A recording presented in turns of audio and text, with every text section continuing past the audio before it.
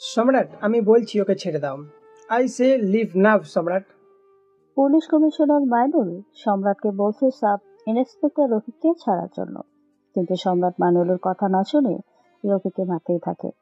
রফিকের নাক মুখ ফেটে রক্ত পড়ছে। সম্রাটের রাগ যেন কমছেই না। মাইনুল সম্রাটকে টেনে তুলে গালে থাপ্পড় দিয়ে গালে শক্ত করে চেপে ধরে বলে, পাগল হয়ে গেছো তুমি? নিজের মধ্যে আসো সম্রাট, হুঁশে ফিরো। সম্রাট চোখ বাঁকিয়ে রফিকের দিকেই তাকিয়ে আছে। রফিক মাটিতে শুয়ে শুয়ে নিঃশ্বাসটুকু নিচ্ছে। মাইনুল সম্রাটকে টেনে অন্যদিকে নিয়ে যায়। দুজন কনস্টেবলকে বলে, রফিককে হসপিটালে নিয়ে যাও ফার্স্ট, আর রফিকের সেন্স ফিরলে কারোর সাথে কথা বলতে দেবে না। তোমরা দুজন ওখানে থাকবে, সেন্স ফিরলে সাথে সাথে আমাকে কল করবে। দুজন কনস্টেবল ভেতরে গিয়ে রফিককে ধরাধরি করে রুম থেকে বের করে নিয়ে গাড়িতে তুলে হসপিটালে নিয়ে যায়। মাইনুল সম্রাটকে একটা চেয়ারে বসিয়ে দিয়ে আবার বলে, সম্রাট, তুমি একটা সিক্রেট মিশনে আসো। এমন পাগলামি করলে আমাদের এতদিনের সব প্ল্যান মাটি হয়ে যাবে। সম্রাট চোখ বন্ধ করে বড় বড় নিঃশ্বাস ফেলে চোখ খুলে মাইনুলের দিকে তাকিয়ে বলে, কেউ যদি আমার মেঘার দিকে চোখ তুলে তাকায় আমি তাকে সারা জীবনের জন্য অন্ধ করে দেব। সম্রাটের কথা শুনে মাইনুল কিছু সময় চুপ করে থেকে শান্ত কণ্ঠে বলে, এটা নিয়ে তুমি চিন্তা করো না। মেফার সিকিউরিটির দায়িত্বে আমি নিলাম, তুমি নিজের কাজে মনোযোগ দাও। সম্রাট আর কিছু না বলে বের হয়ে যায়। কি, আপনারা কিছুই বুঝতে পারতেছেন না তো? সাথেই থাকুন, বুঝে যাবেন। চলুন কিছুটা পেছনে ফিরে যাই। আজ থেকে 3 মাস আগে রাস্তার এক পাশ দিয়ে আনমনে হেঁটে যাচ্ছে সম্রাট। গায়ে ময়লা একটা টি শার্ট, অনেক পুরনো একটা প্যান্ট, খালি পায়ে হাঁটছে। ক্ষুধায় ভালো করে হাঁটতেও পারছে না। একটা দোকানের সাথে গিয়ে কিছুটা চুপ করে দাঁড়িয়ে আছে। দোকানদার অনেক সময় সম্রাটকে তার দোকানের সামনে দাঁড়িয়ে থাকতে দেখে বলে, ওই কিছু লাগবে তোর? সে কখন থেকে দাঁড়ায় আছোস? দেখা তো মনে হয় ফুটপাতে থাকোস। কিছু লাগলে নিয়ে যা, এখান থেকে যা। গা থেকে কি বাজে গন্ধ আইতেছে, তোর জন্য আমার দোকানে কাস্টমার আইব না। সম্রাট একবার নিচের দিকে তাকিয়ে দোকানদারের দিকে তাকিয়ে অনুরোধের কণ্ঠে বলে, আমার না খুব খিদে পাইছে, আজ 3 দিন হয় কিছু খাই না। আমার কাছে কোনো টাকা নেই, কিছু খাইতে দিবেন? তোর মতো রোজ আমার দোকানে কম করে হইলেও 100 আসে। সবাইরে ফ্রিতে খাবার দিলে আমার দোকান বন্ধ করতে হইব। এখানে দাঁড়াইয়া না থেকে অন্য কোথাও যা। বিশ্বাস করেন খুব ক্ষুধা পাইছে, আমার কিছু খেতে দিন। আমি আপনার কোনো কাজ করতে বললে করে দিব। দোকানদার কিছু না বলে দোকান থেকে বের হয়ে এসে সম্রাটের ঘাট ধরে ধাক্কা দেয়। সম্রাট গিয়ে রাস্তার পারে পড়ে। পাকা রাস্তায় হাত পড়ায় অনেকটা ছিলে যায়। সম্রাট হাত চেপে ধরে চোখ বন্ধ করে ফেলে। দোকানদার সম্রাটকে উদ্দেশ্য করে বলে, এরপর দোকানে আশেপাশে দেখলে এই যে চায়ের কেটলি গরম পানি দেখতেছস, মুখের মধ্যে মারমু। ভাগ এইখান থেকে ফকিন্নির পোলা। বলেই দোকানদার গিয়ে দোকানে বসে। সম্রাট উঠে হাঁটতে থাকে। কিছু পথ হাঁটার পর আর হাঁটতে পারছে না। রাস্তার পাশে একটা বেঞ্চে বসে পড়ে। হঠাৎ সেখানে 4টা ছেলে এসে কিছু না বলে সম্রাটকে ধাক্কা দিয়ে ফেলে দেয়। সম্রাট রাস্তায় বসে ছেলেগুলোর দিকে তাকিয়ে বলে, ভাই আমি আমি আপনাদের কি ক্ষতি করেছি? শুধু শুধু আমাকে কেন ফেলে দিলেন? 4জন ছেলের মধ্যে একজন এগিয়ে আসে সম্রাটের দিকে। মাথার চুল মেয়েদের মতো বড় বড়, মুখ ভর্তি দাড়ি। ছেলেটার নাম অর্ক। অর্ক সম্রাটকে লাথি দিতে সম্রাট রাস্তায় পড়ে যায়। অর্ক সম্রাটের বুকে পা রেখে বলে, তোর সাহস তো কম নয়, তুই এই অর্কর চোখের দিকে তাকিয়ে কথা বলিস? তুই জানিস আমি কে? এই পুরো ঢাকা শহর আমাদের কথা চলে। এখানে তোকে মেরে ফেলে দিলে কারো সাহস হবে না তোর লাশ নিয়ে কবরে শোয়ানোর জন্য। যদি নিজেকে জীবিত দেখতে চাস চুপচাপ এখান থেকে চলে যা, নয়তো এমন অবস্থা করবো নিজের পায়ে হেঁটে বাড়ি যেতে পারবি না। কথা বলেই অর্ক সম্রাটের বুক থেকে পা সরিয়ে বেঞ্চে এসে বসে পড়ে। সম্রাট উঠে দাঁড়িয়ে অর্ক দিকে তাকায়। অর্ক এটা দেখে আবার বলে, শুয়োরের বাচ্চা, তোর সাহস তো কম নয়, তুই এখন এখানে দাঁড়িয়ে আছিস, আবার আমার চোখের দিকে তাকিয়ে আছিস। 3 সেকেন্ড সময় দিলাম, আমার চোখের সামনে থেকে যা, নয়তো 4 সেকেন্ডের মাথায় পৃথিবীর আলো তোর জন্য হারাম হয়ে যাবে। সম্রাট আর কিছু না বলে চুপচাপ হাঁটতে থাকে। কিছু দূর আসার পর একটা টিউবওয়েল দেখতে পায়। কাছে গিয়ে চোখে মুখে পানি দিয়ে পানি খেয়ে আবার হাঁটতে থাকে। হাঁটতে হাঁটতে চলে একটা পুরোনো ভাঙা বাড়ির সামনে। বাড়ির ভেতরে গিয়ে মেঝে শুয়ে পড়ে। হ্যাঁ, এই বাড়িটাই সম্রাটের। বাড়িতে কোনো দরজা নেই। একটা প্লাস্টিকের কাগজ দিয়ে দরজার মধ্যে আটকে রেখেছে। রুমে কোনো খাট নেই। মেঝেতে কিছু খের বিছিয়ে উপরে একটা চাদর বিছিয়ে রেখেছে। সম্রাট শুয়ে শরীরের ব্যথায় কুঁকিয়ে ওঠে। এতক্ষণ যে সম্রাটকে সবার থেকে অবহেলা পেতে দেখলে সেই আমাদের গল্পের নায়ক। কেন সম্রাট এমন ভাবে আছে সেটা গল্পের সাথে থাকলেই জানতে পারবেন। আম্মু, আর খাবো না, আমার পেট ফেটে যাবে তো এবার। চুপচাপ সবটুকু শেষ কর, না খেয়ে খেয়ে শরীরের কি অবস্থা করেছিস। ও আব্বু, তুমি কিছু বলো না। দেখো, জোর করে আমাকে কতগুলো খাবার খাওয়াচ্ছে। পাগল নাকি? আমি কিছু বলে এখন তোর আম্মুর থেকে বকা শুনবো নাকি? আর তাছাড়া রাতে না খেয়ে থাকার কোনো ইচ্ছে আমার নেই। আব্বু, তুমি আম্মুকে এত ভয় পাও কেন? ভয় পাবো কেন? আমি শুধু একটু ডরাই তোর আম্মুকে। হয়েছে তোমার, চুপচাপ খাবার খেয়ে নাও। মেয়েকে লাই দিয়ে দিয়ে তুমি এমন করেছো। যা বাবা, আমি আবার কি করলাম? বাইরের হাবি জাবি খাবার এনে দেয় কে শুনি? বাইরে খাবার খাইয়ে খাইয়ে বাজে অভ্যাস করে দিয়েছো। আচ্ছা, বাসায় খাবার খাই না বলে তো বাহিরে থেকে এনে দেই। তবে তুমি যখন বলছো আজ থেকে বাহিরে খাওয়া বন্ধ, মেঘা, মনে থাকবে তো? বলে কামরুল ইসলাম মেয়ের দিকে তাকিয়ে চোখ মারে। মেঘা মুচকি এসে বলে, কি বলে তার আগে চলুন উপরের বয়সের মানুষগুলোর সাথে পরিচয় করিয়ে দেই। মেঘা আমাদের গল্পের নায়িকা। এই শহরের টপ বিজনেসম্যান কামরুল ইসলামের একমাত্র আদরের মেয়ে। আর আখি ইসলাম একজন হাই স্কুলের শিক্ষিকা, ভীষণ সৎ মানুষ। এবার গল্প ফেরা যাক। একদম আব্বু, টিচার ম্যাম যা বলবে এখন থেকে তাই হবে। বাবা মেয়ে আমার সাথে মজা করা হচ্ছে? তুমি হাঁ করে বসে আছো কেন? খাবার খেয়ে রুমে যাও। আর তুই হাঁ করবি নাকি গিয়ে লাঠি নিয়ে আসবো? মেঘা আর কিছু না বলে চুপচাপ খাবার খেয়ে নেয়। আখি ইসলাম মেয়ের মুখ মুছে দিতে দিতে বলে, এখন খাবারগুলো কে খেলো? সব সময় খাবার খাওয়ার সময় খাবো না, এরপর এমন করলে খবর আছে। তোর আম্মুর কথা কানে নিস না। এখন থেকে লুকিয়ে লুকিয়ে বাইরে থেকে খাবার নিয়ে এসে বাবা মেয়ে খাবো। তোর আম্মুকে আর দেখিয়ে খাওয়া যাবে না। টিচার ম্যাম কিন্তু খুব রেগে আছে। আচ্ছা আব্বু, তুমি বলো তো, খেতে ইচ্ছে না করলে মানুষ কিভাবে খায়? সেটাও টিচার ম্যামকে কে বোঝাবে? নিজে যা ভালো মনে হয় তাই করবে। আচ্ছা, তুই শুয়ে রেস্ট নে, আমি রুমে যাই। আমাকে গিয়ে রুমে না পেলে এখানে এসে যদি দেখে তোর সাথে কথা বলছে তাহলে তাহলে সব বুঝে যাবে। মেঘা কিছু না বলে চুপচাপ উঠে নিজের রুমে চলে যায়। রুমে এসে দেখে কামরুল ইসলাম তার রুমে বসে আছে। মেঘা এসে কামরুল ইসলামের পাশে বসে। কামরুল ইসলাম মেয়েকে বুকে জড়িয়ে ধরে বলে। কামরুল ইসলামের কথা শুনে মেঘা হাসতে থাকে। কামরুল ইসলামও হাসতে হাসতে মেয়ের রুম থেকে বের হয়ে নিচের রুমে চলে আসে। মেঘা শুয়ে শুয়ে মোবাইল টিপতে টিপতে ঘুমিয়ে পড়ে। বিকেলে সম্রাট ঘুম থেকে উঠে বাইরে এসে ফ্রেশ হয়ে নেয়। এই রুমে এসে ব্যাগ নিয়ে কিছু সময় ব্যাগের দিকে তাকিয়ে থাকে। এরপর ব্যাগ খুলে মোবাইল বের করে মেঘাকে কল করে। মেঘা একটু আগে ঘুম থেকে উঠে ফ্রেশ হয়েছে। মোবাইলের রিংটনের শব্দ শুনে মোবাইল হাতে নিয়ে সম্রাট নামটা স্ক্রিনে দেখে বিরক্ত হয়ে কল রিসিভ করে বলে, কি হয়েছে? কল কেন করেছো এখন? তোমার সাথে 2 দিন আগে কথা হয়েছে, গতকাল কল করলাম, কল রিসিভ করলে না। কি হয়েছে তোমার মেঘা? আমার সাথে কথা বলো না কেন তুমি? কথা বলতে ভালো লাগে না, তাই কথা বলি না। তোমাকে তো বলেছি আমাকে কল না করতে, তাও বেহায়ার মতো কেন বারবার কল করে আমাকে বিরক্ত করো? তুমি এমন করো কেন? কথা বলছো না কেন মেঘা? তুমি না আমাকে ভালোবাসো? 3 বছরের রিলেশন আমাদের, এত সহজে সবকিছু ভুলে গেলে?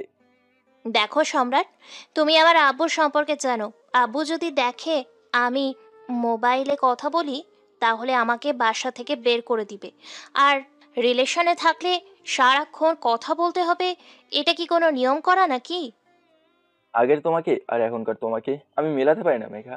আমাকে জড়িয়ে রাখো, অথচ নিজেকে আড়ালে রাখো। কেন যে দুয়ার খোলো না জানা হলো না। বাধা থেকে একই সুরে, কাছে থেকেও তবু দূরে। বুঝি না এ কোন অবিচার, নিজেরই ভেতরে খুঁজি। ভাবি এই ধরা দিলে বুঝি, পেয়েও হারাই শতবার। দূষিত এ দুটি আঁখি কি দিয়ে ভরিয়ে রাখি বলতো? এ কেমন তোমার ছলনা? পাশাপাশি দুটি স্রোতে হয়ে গেছি শুরু হতে, কখনো না হয়েও একাকার। একই তুমি একই আমি, সাথে চলি সাথেই থাকি। মেলাবে এ ধারা কবে বলো আর? আমাকে পুড়িয়ে একা এ নুহুর খেলা দেখা।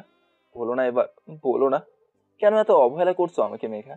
কিসের জন্য করছো আমার সাথে এমন? এত আবেগ আসে কোথা থেকে তোমার? হ্যাঁ, আমি কল কাটছি, আর কল দিবে না। কথা বলতে ইচ্ছে করলে আমি কল করব। বলেই মেঘা কল কেটে দেয়। সম্রাট মোবাইলের দিকে তাকিয়ে একটা দীর্ঘশ্বাস ফেলে মোবাইল পাশে রেখে দেয়। ব্যাগ থেকে ল্যাপটপ বের করে ল্যাপটপ অন করে। পুলিশ কমিশনার মাইনুলকে একটা ফেক আইডি থেকে কল করে। পুলিশ কমিশনার মাইনুল শুধু জানে এই আইডিটা কার। মাইনুল তার বাসার হলরুমে বসে ছেলে মেয়েদের সাথে কথা বলছিল। কল আসায় মোবাইল নিয়ে উপরে নিজের রুমে চলে আসে। দরজা বন্ধ করে কল রিসিভ করে। সম্রাটের মুখের অবস্থা দেখে বলে, সম্রাট, তোমার মুখের এই অবস্থা কেন? কার সাথে মারামারি করেছো? স্যার, আপনার জন্য আমার এই অবস্থা। একজন রাস্তার টোকাই বানিয়ে আমাকে পাঠিয়ে দিয়েছেন, যে যেভাবে পারছে সেভাবে অপমান করছে, ঘাড় ধাক্কা দিচ্ছে, কিছু বলতেও পারছে না কাউকে, চুপচাপ সবকিছু সহ্য করতে হচ্ছে। সম্রাট, তুমি তো ভালো করে জানো সবকিছু। কাউকে আমি বিশ্বাস করতে পারি না তোমাকে ছাড়া। আমি তোমাকে কথা দিচ্ছি, এটাই লাস্ট। এরপর তোমার আসল পরিচয় পুরো পৃথিবীর সামনে আমি করিয়ে দেবো। আচ্ছা, এখন বলো কিছু কি করতে পারলে? আজকে মাত্র আসলাম, কাউকে চিনিও না এখানে, তবে মনে হয় একটা শত্রু পেয়েছি। কিছুদিনের মধ্যেই সবার খবর পেয়ে যাব, তারপর অবস্থা বুঝেই ঠিক করব কি করব। আমাদের হাতে মাত্র 4 মাস সময় আছে। এই 4 মাসের মধ্যে যা করার করতে হবে, নয়তো সবকিছু শেষ হয়ে যাবে সম্রাট। ডোন্ট ওয়ারি স্যার, আমি সব কিছু ঠিক করে নেব। আর হ্যাঁ, আমার বিকাশে কিছু টাকা পাঠিয়ে দিন। আসার সময় কিছু তো আনতে দিলেন না। সারাদিন শুধু পানি খেয়েছিলাম, ক্ষুধায় পেটের মধ্যে ইঁদুর দৌড়াচ্ছে। ঠিক আছে, আমি পাঠাচ্ছি। তবে এটাই ফার্স্ট আর এটাই লাস্ট। এরপর তোমাকে যে কোনো একটা কাজ ঠিক করে নিজের ব্যবস্থা নিজে করে নিতে হবে। স্যার, আপনার জন্য আর কত কি যে করতে হবে। এটা আমার জন্য না সম্রাট, আমাদের দেশের জন্য। তোমাদের দেশের জন্য, সরি। এটা আমার জন্য না সম্রাট, আমাদের দেশের জন্য, তোমার দেশের জন্য। আমরা দেশের জন্য লড়ছি, দেশের মানুষের জন্য লড়ছি সম্রাট। জি স্যার। আচ্ছা, আমি এখন রাখছি, টাকা পাঠিয়ে দিন, কিছু খেয়ে তারপর কাজে লেগে যাই। পুলিশ কমিশনার মাইনুল ঠিক আছে বলে কল কেটে দেয়। সম্রাট মোবাইল হাতে নিয়ে বাসা থেকে বের হয়ে যায়। কিছু সময়ের মধ্যে পুলিশ কমিশনার মাইনুল সম্রাটের বিকাশে টাকা পাঠায়। সম্রাট একটা বিকাশ দোকানে গিয়ে টাকা তুলে নেয়। এরপর একটা রেস্টুরেন্টের সামনে চলে আসে খাবার খাওয়ার জন্য। রেস্টুরেন্টের ভেতরে যেতে নিলে রেস্টুরেন্টের দারোয়ান সম্রাটকে বাধা দেয়। সম্রাট দারোয়ানের দিকে তাকিয়ে বলে, কি হলো? আপনি আমাকে বাধা দিচ্ছেন কেন? আমি তো খাবার খেতেই ভিতরে যাব। দেখে তো মনে হচ্ছে রাস্তার টোকায়। এত বড় রেস্টুরেন্টে বাপের জন্মে খেয়েছিস তুই? এখানে ভিক্ষা দেওয়া হয় না। নিজের যোগ্যতা অনুযায়ী রাস্তার ফুটপাতে যে কোনো হোটেলে আছে সেখানে যা। আর আমি টাকা দিয়েই খাবো, আমার কাছে টাকা আছে। তোর কাছে কত টাকা আছে সেটা তোর পোশাক দেখেই বোঝা যাচ্ছে। এই রেস্টুরেন্টে শুধু বড় লোকেরা আসে, তোর মতো ফকিন্নিরা নয়। ভালোই ভালোই চলে যা, নয়তো এই যে হাতে লাঠি দেখছিস, পিটিয়ে নাক মুখ ফাটিয়ে দিব। ভাগ শালা ফকিন্নি। সম্রাট আর কিছু না বলে উল্টো দিকে ঘুরে হাঁটতে থাকে। সম্রাট বুঝে গেছে এই পোশাক পরে থাকলে তাকে কেউ পাত্তা দেবে না। সম্রাট একটা শপিং মলের সামনে এসে তাকিয়ে আছে। শপিং মলের সামনে একজন দারোয়ান দাঁড়িয়ে আছে। সে কি তার সাথে একই আচরণ করবে কি না সেটা ভাবছে। ভাবনা বাতিয়ে শপিং মলের ভিতরে যেতে থাকে। শপিং মলের গেটের কাছে আসতেই তার সামনে একটা লাঠি দিয়ে বাধা দেয়। সম্রাট দারোয়ানের দিকে তাকায়। দারোয়ান সম্রাটের পা থেকে মাথা পর্যন্ত দেখে বলে, এই বেটা, ভিতরে কোথায় যাচ্ছিস? এই শপিং মলে একটা টি শার্ট কিনতে তোর সারা জীবন কাজ করতে হবে। ফুটপাতে তোর মতো লোকের জন্য সস্তা জামা কাপড় বিক্রি করে, ওখানে যা। দেখুন, আমি টাকা নিয়ে এসেছি। আপনার কাজ এখানে ঝামেলা হয় কি না সেটা দেখা, আপনি সেটা করুন। সম্রাটের কথা শুনে দারোয়ান রেগে সম্রাটের গালে থাপ্পড় দিয়ে বলে, শালা ফকিন্নির পোলা, তুই আমাকে আমার দায়িত্ব শেখাস? দেখাই বোঝা যায় চোর তুই। শপিং মলের ভিতরে গিয়ে বড় লোকের কোনো মেয়ে দেখে তার ব্যাগ চুরি করে পালানোর ধান্দা। থাপ্পড় একটা খেয়েছিস? এখান থেকে না গেলে লোকজন ডেকে গণধোলাই দিয়ে তাড়াবো। সম্রাট আর কিছু না বলে ঘুরে হাঁটতে থাকে। রাস্তার পাশে ফুটপাতে অনেকগুলো দোকান। সেখান থেকে কটা টি শার্ট আর প্যান্ট কিনে চলে আসে রাস্তার পাশে একটা হোটেলে। একজন এসে বলে, কি লাগবে বলেন। 1 প্লেট ভাত আর মাংস নিয়ে আসুন, আর হ্যাঁ, সালাদ একটু বেশি করে আনবেন। লোকটা সম্রাটের দিকে কিছু সময় তাকিয়ে থেকে চলে যায়। একটু এবার ভাত আর মাংস দিয়ে যায়। সম্রাট মুখে খাবার দিতে যাবে, ঠিক তখনই সেখানে অর্ক আসে, তার সাথে 3 জন আসে। অর্ককে দেখে দোকানদার দৌড়ে সম্রাটের কাছে এসে, ছোট মালিক, আপনি আমার হোটেলে কি লাগবে বলেন, আমি এনে দিচ্ছি। ভাইজান পাঠাইছে, তুই নাকি এই মাসে চাঁদা দাস নাই? আসলে ছোট মালিক, আমার বউডার বাচ্চা হয়েছে, হাসপাতালে অনেক টাকা লাগা গেছে, আমি সামনের মাসে দিয়ে দুমু। ভাইজানের টাকা না দিয়ে তুই বাচ্চা হয়েছস, টাকা বাইর করে দে, নয়তো তোর বাচ্চা বাপ রাখার জন্য তোর জীবিত পাইব না। ছোট মালিক, আমার কাছে এখন এত টাকা নাই, আমারে কয়টা দিন সময় দেন। দোকানদারের কথা শুনে অর্ক রাগে লুকে দোকানদারের দিকে তাকায়। দোকানদারের কলার টেনে রাগে কণ্ঠে বলে, এই মুহূর্তে টাকা বের কর, নয়তো তোর দোকানের এমন অবস্থা করব সারা জীবন ভিক্ষা করে খাইতে হইব। বলেই অর্ক দোকানদারকে ধাক্কা দেয়। দোকানদার মাথা নিচু করে গিয়ে কেসে যা টাকা আছে সব এনে অর্কর হাতে দেয়। অর্ক টাকা হাতে নিয়ে বলে, সময় মতো আগামী মাসের টাকা দিয়ে আসবি, যদি আমার আসতে হয় তাহলে ভালো হবে না। বলেই অর্ক চলে যেতে নিলে চোখ যায় সম্রাটের দিকে। সম্রাটের সামনে সে একটা চেয়ার টেনে বসে বলে, তো সে না যাকে আজকে রাস্তায় ফেলে মেরেছি, এই শহরে নতুন নাকি? আগে তো তোকে দেখিনি। নাম কি তোর?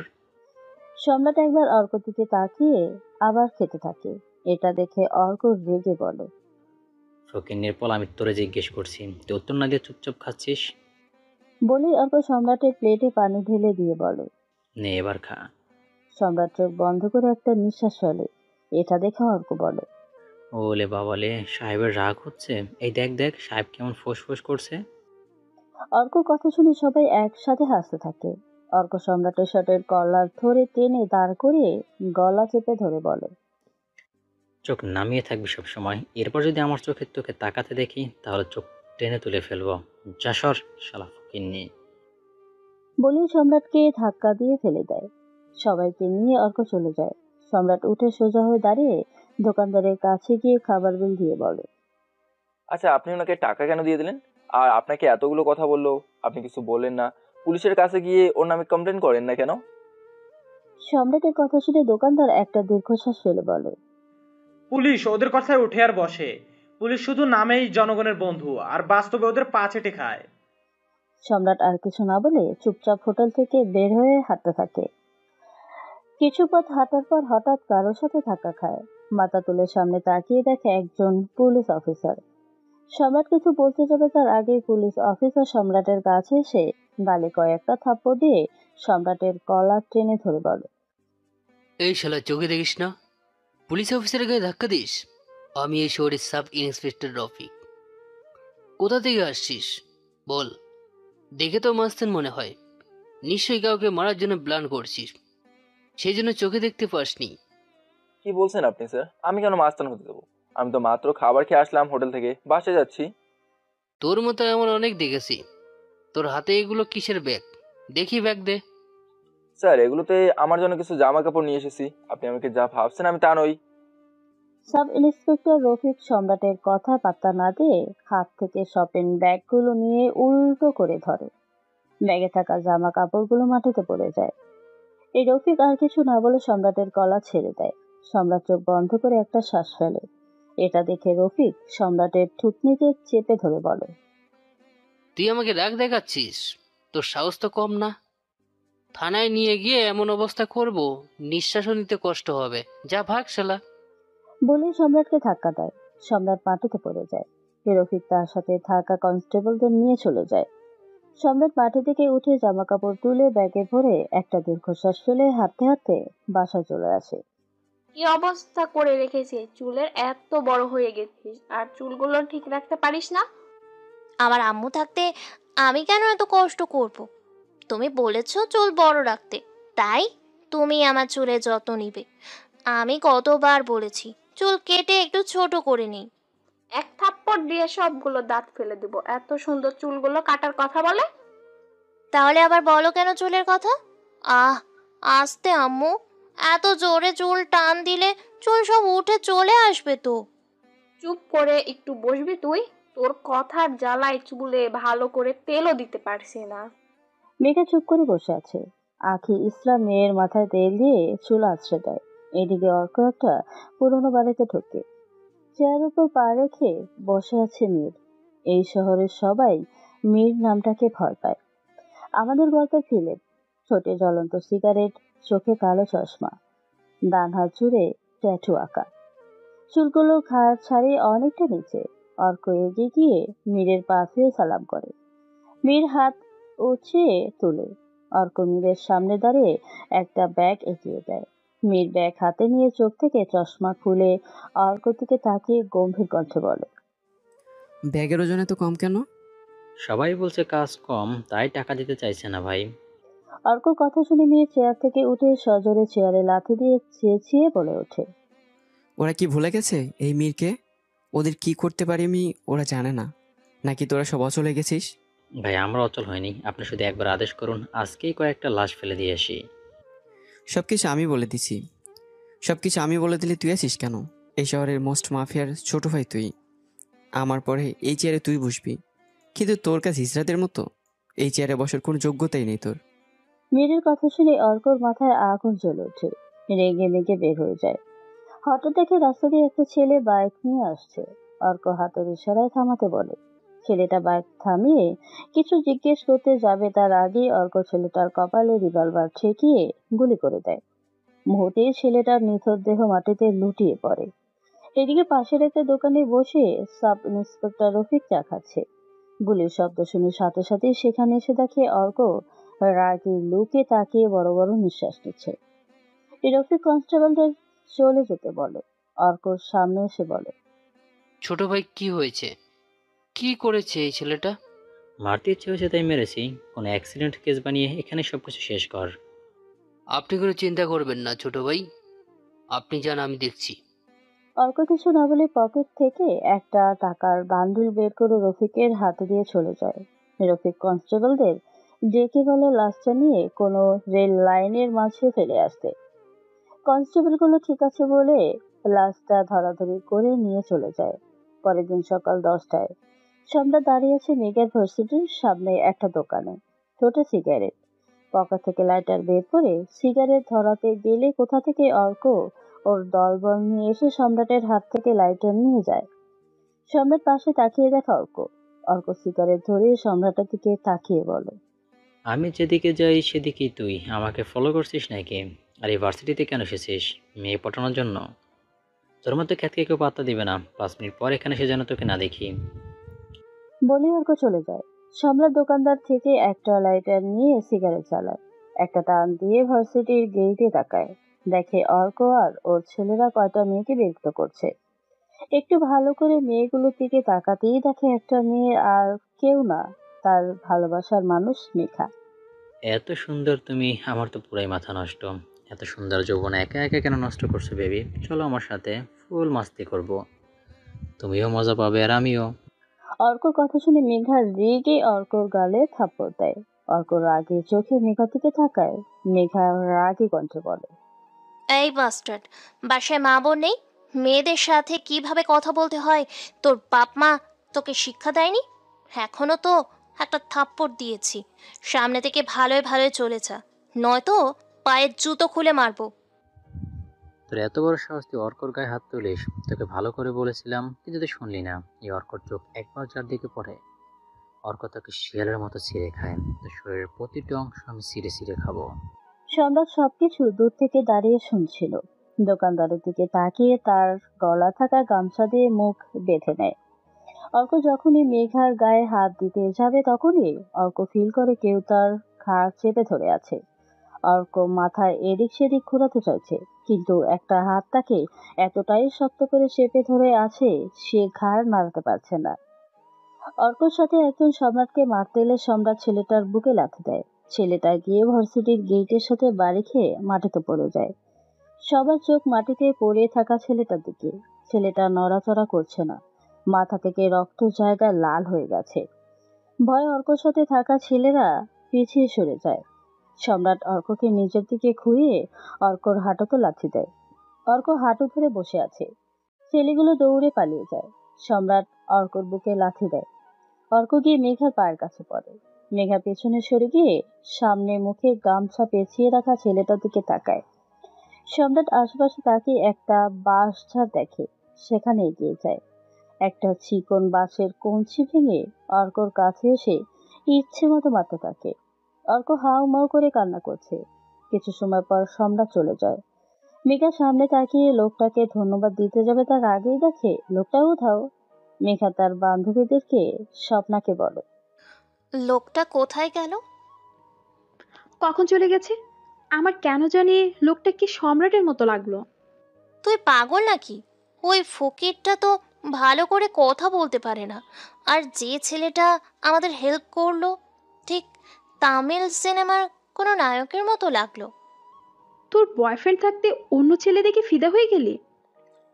ও আমার বয়ফ্রেন্ড না কচু, আমাকে ঠিক মতো 3 বেলা খাবারই দিতে পারবে না। ওর সাথে টাইম পাস করা যায়, সারা জীবন থাকা যায় না। এখন চল তো বাসায় যাই। বলেই মেঘা আর স্বপ্না একটা রিক্সা নিয়ে যে যার বাসায় চলে যায়। এদিকে সম্রাট দোকানদারের কাছে এসে তার গামছা দিয়ে সিগারেট জ্বালিয়ে হাঁটতে থাকে। এদিকে অর্কর সাথে থাকা ছেলেগুলো মীরের কাছে এসে বলে একটা ছেলে অর্ককে মারছে। মীর রেগে চেয়ার থেকে উঠে ছেলেগুলোর সামনে এসে সবাইকে গুলি করে মেরে ফেলে। রাগী কণ্ঠে বলে, কুত্তার বাচ্চারা, আমার ভাইকে একজন মারছে আর তোরা পালিয়ে এসেছিস? এই তোরা দাঁড়িয়ে কি দেখছিস? চল আমার সাথে। বলেই মীর কিছু লোকজন নিয়ে বাসা থেকে বের হয়ে গাড়ি নিয়ে বুলেট গতিতে গাড়ি ড্রাইভ করে চলে আসে ভার্সিটির সামনে। এসে দেখে অর্ক মাটিতে পড়ে আছে, সারা মুখে রক্তের দাগ। মীর চেঁচাতে চেঁচাতে বলে, আশেপাশে খুঁজে দেখ কুত্তার বাচ্চা কোথায় গেছে। যে আমার ভাইয়ের এই অবস্থা করেছে আমি তাকে জানে মেরে ফেলবো। সবাই আশেপাশে খুঁজতে থাকে কিন্তু কাউকেই দেখতে না পেয়ে এসে একজন বলে কেউ কোথাও নেই। মীর ভার্সিটির সামনে থাকা দোকানে এগিয়ে যায়। মীরকে দেখে দোকানদার ভয়ে দোকান থেকে বের হয়ে এসে বলে, ভাই আপনি কি লাগবে বলুন। কে আমার ভাইকে মেরেছে বল? কে এসেছিল এখানে? আমি কাউকে দেখিনি ভাই, তবে একটা ছেলে এসে আমার থেকে গামছা নিয়ে যায়, আবার কিছুক্ষণ পরে সে গামছা দিয়ে চলে যায়। কেমন দেখতে ছিল বল? খুব সুন্দর আর স্মার্ট দেখতে একটা ছেলে, তবে আমি দেখলে চিনতে পারবো না। আমি দোকানের হিসাব নিয়ে ব্যস্ত ছিলাম, তাই মুখটা ভালো করে দেখতে পারিনি। মীর আর কিছু না বলে চলে আসে তার ভাইয়ের কাছে। ভাইকে ধরে হাসপাতালে নিয়ে আসে আর তার ছেলেদের বলে খুঁজে বের করতে কে ছিল। এদিকে সম্রাট তার ছোট বাড়িতে এসে শুয়ে আছে। এদিকে মেঘা বাসায় আসতেই আকি ইসলাম এত তাড়াতাড়ি মেয়েকে বাসায় চলে আসতে দেখে বলে, কিরে, আজ এত তাড়াতাড়ি চলে আসলি যে? ফাঁকি দিতে একদিনও বলিস না? বাপের মতো সব সময় কাজে ফাঁকিবাজি। আচ্ছা মো, তুমি সব সময় আমাকে আর এত কিউট সুইট আবুকে বকো কেন? বকা খাবার কাজ করলে বকবো না? বল, কেন এত তাড়াতাড়ি বাসায় এসেছিস ক্লাস না করে? আমু, আমি কি এখন স্কুলে পড়ি নাকি যে সব ক্লাস করে তারপর আসবো? ইম্পর্টেন্ট ক্লাস করলেই হয় শুধু। আর তাছাড়া আমি তো বাসায় পড়ি, তাই না? হ্যাঁ, কতটা পড়িস সেটা তো ভালো করে জানি। বাপ আসলেই আড্ডা মারতে বসিস। বাপ বেটি সব সময় বকাবকি। বলেই মেঘা তার রুমে চলে যায়। আখি ইসলাম রাগে লুকিয়ে মেয়ের যাওয়ার দিকে তাকিয়ে আছে। মেঘা নিজের রুমে এসে ব্যাগ রেখে ড্রেস চেঞ্জ করে বেডে বসে ভাবছে একটু আগের ছেলে তার সত্যি সত্যি সম্রাট ছিল না তো। মোবাইল বের করে সম্রাটকে কল করে। সম্রাটের চোখ মাত্রই লেগেছে। মোবাইলের রিংটোনে ঘুম ভেঙে যায়। মোবাইল হাতে নিয়ে দেখে মেঘা নামটা স্ক্রিনে ছলছল করছে। মেঘা কল করেছে দেখে সম্রাট এক লাফে উঠে বসে। ঠোঁটের কোণে হাসি ফুটে ওঠে। সাথে সাথে কল রিসিভ করে সম্রাট বলে, মেঘা, তুমি আমাকে কল করেছো? I can't believe. আমি কি সত্যি দেখছি? এত খুশি আবার কিছু নেই। একটু আগে তুমি কোথায় ছিলে? কোথায় ছিলাম বলতে কি বলতে চাইছো? বুঝতে পারছি না। প্রশ্নের উত্তর না দিয়ে প্রশ্ন করছো কেন? কোথায় ছিলে একটু আগে সেটা বলো। আমি তো আমার বাসায় ছিলাম, হঠাৎ এই কথা কেন জিজ্ঞেস করছো? আমি কিন্তু কোনো মেয়ের সাথে ছিলাম না।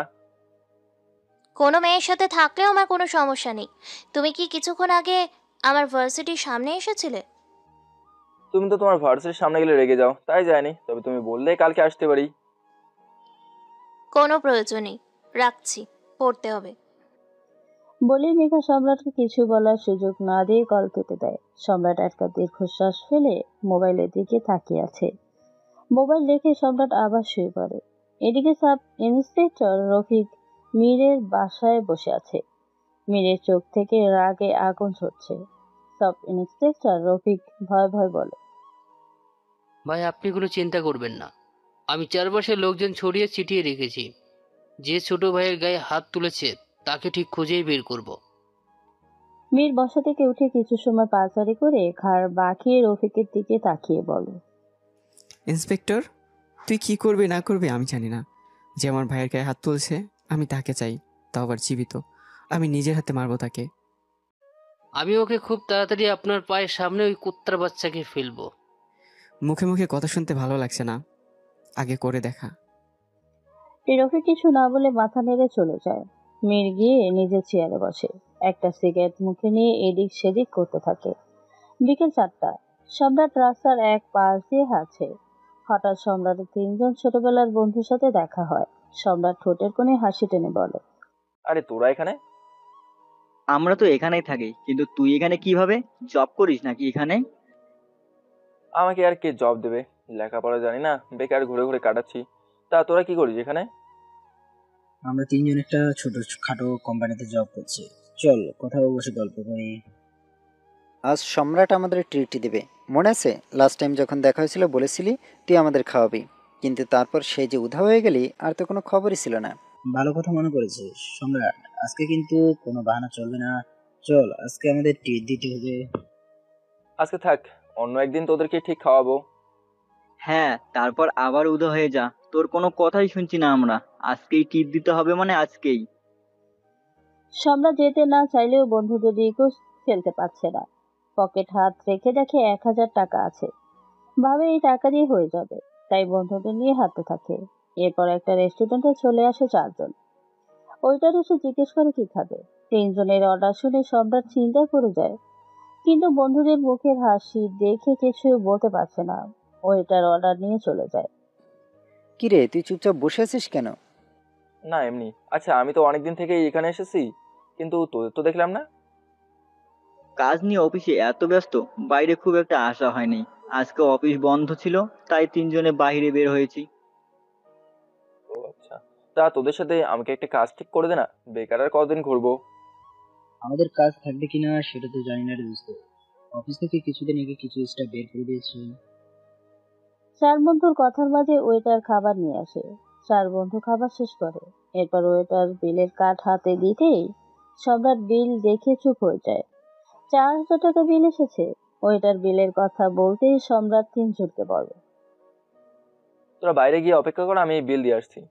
বিল দিয়ে দে, তারপর আমরা একসাথেই যাই। আমি একটু ওয়াশরুমে যাব, তোরা বাইরে যা, আমি আসছি। তো তুই ওয়াশরুমে যা, আমরা এখনই আসি। সম্রাট বুঝে গেছে 3জনকে বাইরে যেতে বললেও যাবে না। ওয়েটারকে বলে ক্যাশ কাউন্টারে গিয়ে বিল দিয়ে আসছে। বলেই সম্রাট ক্যাশ কাউন্টারে চলে আসে। ক্যাশ কাউন্টারে থাকা ছেলেটা ওয়েটারকে জিজ্ঞেস করে কত টাকা হয়েছে। ওয়েটার বলে 5000 টাকা। 5000 টাকা দিন। আসলে আমার কাছে এখন এত টাকা নেই, আমি একটু সামনে থাকি, কাল এসে টাকা দিয়ে যাবো। সম্রাটের কথা শুনে ক্যাশ কাউন্টারের ছেলেটা সম্রাটের দিকে ভালো করে কিছু সময় তাকিয়ে বলে, তোর মতো বাটপার অনেক দেখেছি, পকেটে 100 টাকা নেই আর এত বড় রেস্টুরেন্টে খেতে চলে এসেছিস। আর খাবার শেষ হলে তোদের ডায়লগ একটাই, মানিব্যাগ কোথায় যেন পড়ে গেছে, খুঁজে পাচ্ছি না। এসব আমাকে শেখাতে আসিস না। চুপচাপ ভালোই ভালোই টাকা দিয়ে এখান থেকে যা, নয়তো পুলিশ ডেকে জেলে পাঠাবো। আমি সত্যি বলছি, কাল এসে টাকা দিয়ে যাবো। এত টাকা বিল হয়ে যাবে আমি বুঝতে পারিনি। এটা কোনো ফুটপাতের হোটেল নয় যে 200-300 টাকা দিয়ে খাবার খেয়ে চলে যাবে। চুপচাপ টাকা দিয়ে এখান থেকে যা। ক্যাশ কাউন্টারের ছেলেটা আর সম্রাটের কথার মাঝে সেখানে রেস্টুরেন্টের ম্যানেজার আসে। চেঁচামেচি দেখে ম্যানেজার ক্যাশ কাউন্টার ছেলেটাকে জিজ্ঞেস করে, কি হয়েছে, এত চেঁচামেচি করছো কেন? বাকি কাস্টমারদের তো সমস্যা হচ্ছে। স্যার, এই ছেলে এখানে খাবার খেয়েছে, বিল এসেছে 5000 টাকা, আর ও 1000 টাকা দিয়ে বলছে কাল এসে টাকা দিয়ে যাবে। ম্যানেজার সম্রাটের দিকে তাকায়, মাথা থেকে পা পর্যন্ত ভালো করে দেখে বলে, এই ছোট লোক, নিজের অকাত ভুলে গেছিস তুই? পোশাক দেখেই বোঝা যাচ্ছে কোনো ফুটপাতে থাকিস। এত বড় রেস্টুরেন্টে বাপের জন্মে কখনো দেখেছিস? টাকা দিয়ে যা, নয়তো সারাদিন তোকে থালা বাসন মাজতে হবে। ক্যাশ কাউন্টারে চেঁচামেচি দেখে সবাই এসে ভিড় জমিয়েছে। সম্রাট মাথা নিচু করে দাঁড়িয়ে আছে। সম্রাটের বন্ধুরা এসে সবকিছু শুনে। মিহির এগিয়ে এসে বলে, টাকা নিয়েই আমরা এসেছিলাম, মনে হয় রাস্তায় পড়ে গেছে, কাল এসে দিয়ে যাব। সম্রাট চল এখন। বলে মিহির সম্রাটের হাত ধরে হাঁটতে গেলে ম্যানেজার সম্রাটের টি শার্টের কলার ধরে টান দেয়। সম্রাট রাগী লুকে ম্যানেজারের দিকে তাকায়। ম্যানেজার এটা দেখে রাগী কণ্ঠে বলে, তোর এত বড় সাহস, তুই আমাকে চোখ দেখাচ্ছিস? ছোট লোকের বাচ্চা, এত খাবার খেয়ে বিল দিতে পারছিস না, আবার তুই আমাকে চোখ দেখাচ্ছিস? পকেটে ফুটি করি নাই, এত বড় রেস্টুরেন্টে এসে এত বড় বিল বানিয়েছিস, আবার আমাকে চোখ দেখিয়ে যাচ্ছিস? তোকে দেখাচ্ছি। বলেই ম্যানেজার রেস্টুরেন্টের সিকিউরিটি ডাকে। সিকিউরিটি এসে সম্রাট আর ওর বন্ধুদের ইচ্ছে মতো মারতে থাকে। সম্রাট সহ তার 3 বন্ধুকে ইচ্ছে মতো মারে। ম্যানেজার হাতের ইশারায় থামতে বললে সিকিউরিটি থেমে যায়। ম্যানেজার সম্রাটের সামনে এসে বলে, ফকিরের বাচ্চা, আজকের মতো যেতে দিলাম। কালকের মধ্যে সব টাকা না দিয়ে গেলে পৃথিবীর যে কোণে গিয়ে লুকিয়ে থাকিস না কেন, তোকে খুঁজে বের করবই। যা এখন, ফকিরের বাচ্চা। ম্যানেজারের কথা শুনে প্রচন্ড রাগ হয় সম্রাটের। রাগী কণ্ঠের সম্রাট ম্যানেজারের সামনে এসে বলে, তুই আমাকে ফকির বলছিস? তুই জানিস না আমি কে? আমি চাইলে তোর এই পুরো রেস্টুরেন্ট শো তোকেও কিনে নিতে পারি। সম্রাটের কথা শুনে সবাই হাসতে থাকে। ম্যানেজার হাসতে হাসতে বলে, শোন সবাই, এই ফকির নাকি এই রেস্টুরেন্ট কিনে নিবে। 5,000 টাকার বিল দেওয়ার মুরদ নেই, ও আসছে এই রেস্টুরেন্ট কিনতে। ম্যানেজারের কথা শুনে সম্রাট দাঁত কিরমির করতে থাকে। সম্রাটের বন্ধুরা সম্রাটের রাগ দেখে সম্রাটকে টেনে রেস্টুরেন্ট থেকে বের হয়ে যায়। বাইরের দোকানে বসে 4 জন সিগারেট খাচ্ছে। সম্রাটের রাগ কিছুতেই কমছে না। রাগে পুরো শরীর কাঁপছে। সম্রাট, রাগ করার মতো কিছুই হয়নি। তোর কাছে টাকা নেই সেটা আমাদের কেন বললি না? রাস্তার কোনো হোটেলেই তুই আমাদের সিঙ্গাড়া খাওয়ালেও তো হয়ে যেত। সম্রাট কিছু বলতে যাবে তার আগেই দেখে মেঘা একটা ছেলের সাথে একটা শপিং মল থেকে বের হচ্ছে। হাতে অনেকগুলো শপিং ব্যাগ। ছেলেটার দিকে তাকিয়ে দেখে মীর।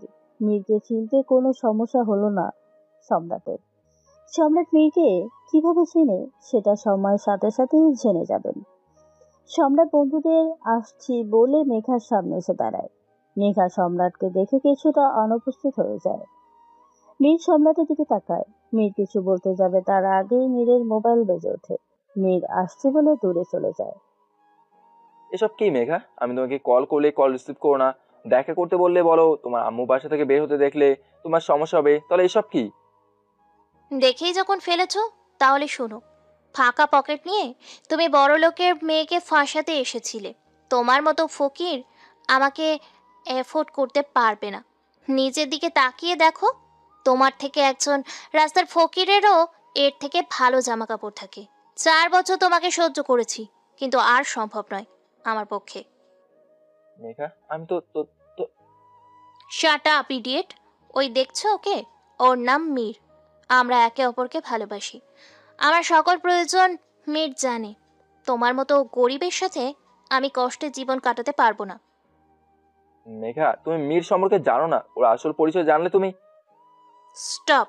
আমি জানি মীর সম্পর্কে। একদিনে আমার জন্য লাখ লাখ টাকা খরচা করে। আর তুমি 4 বছরে 10 টাকার ফুচকা ছাড়া আর কি খাইয়েছো?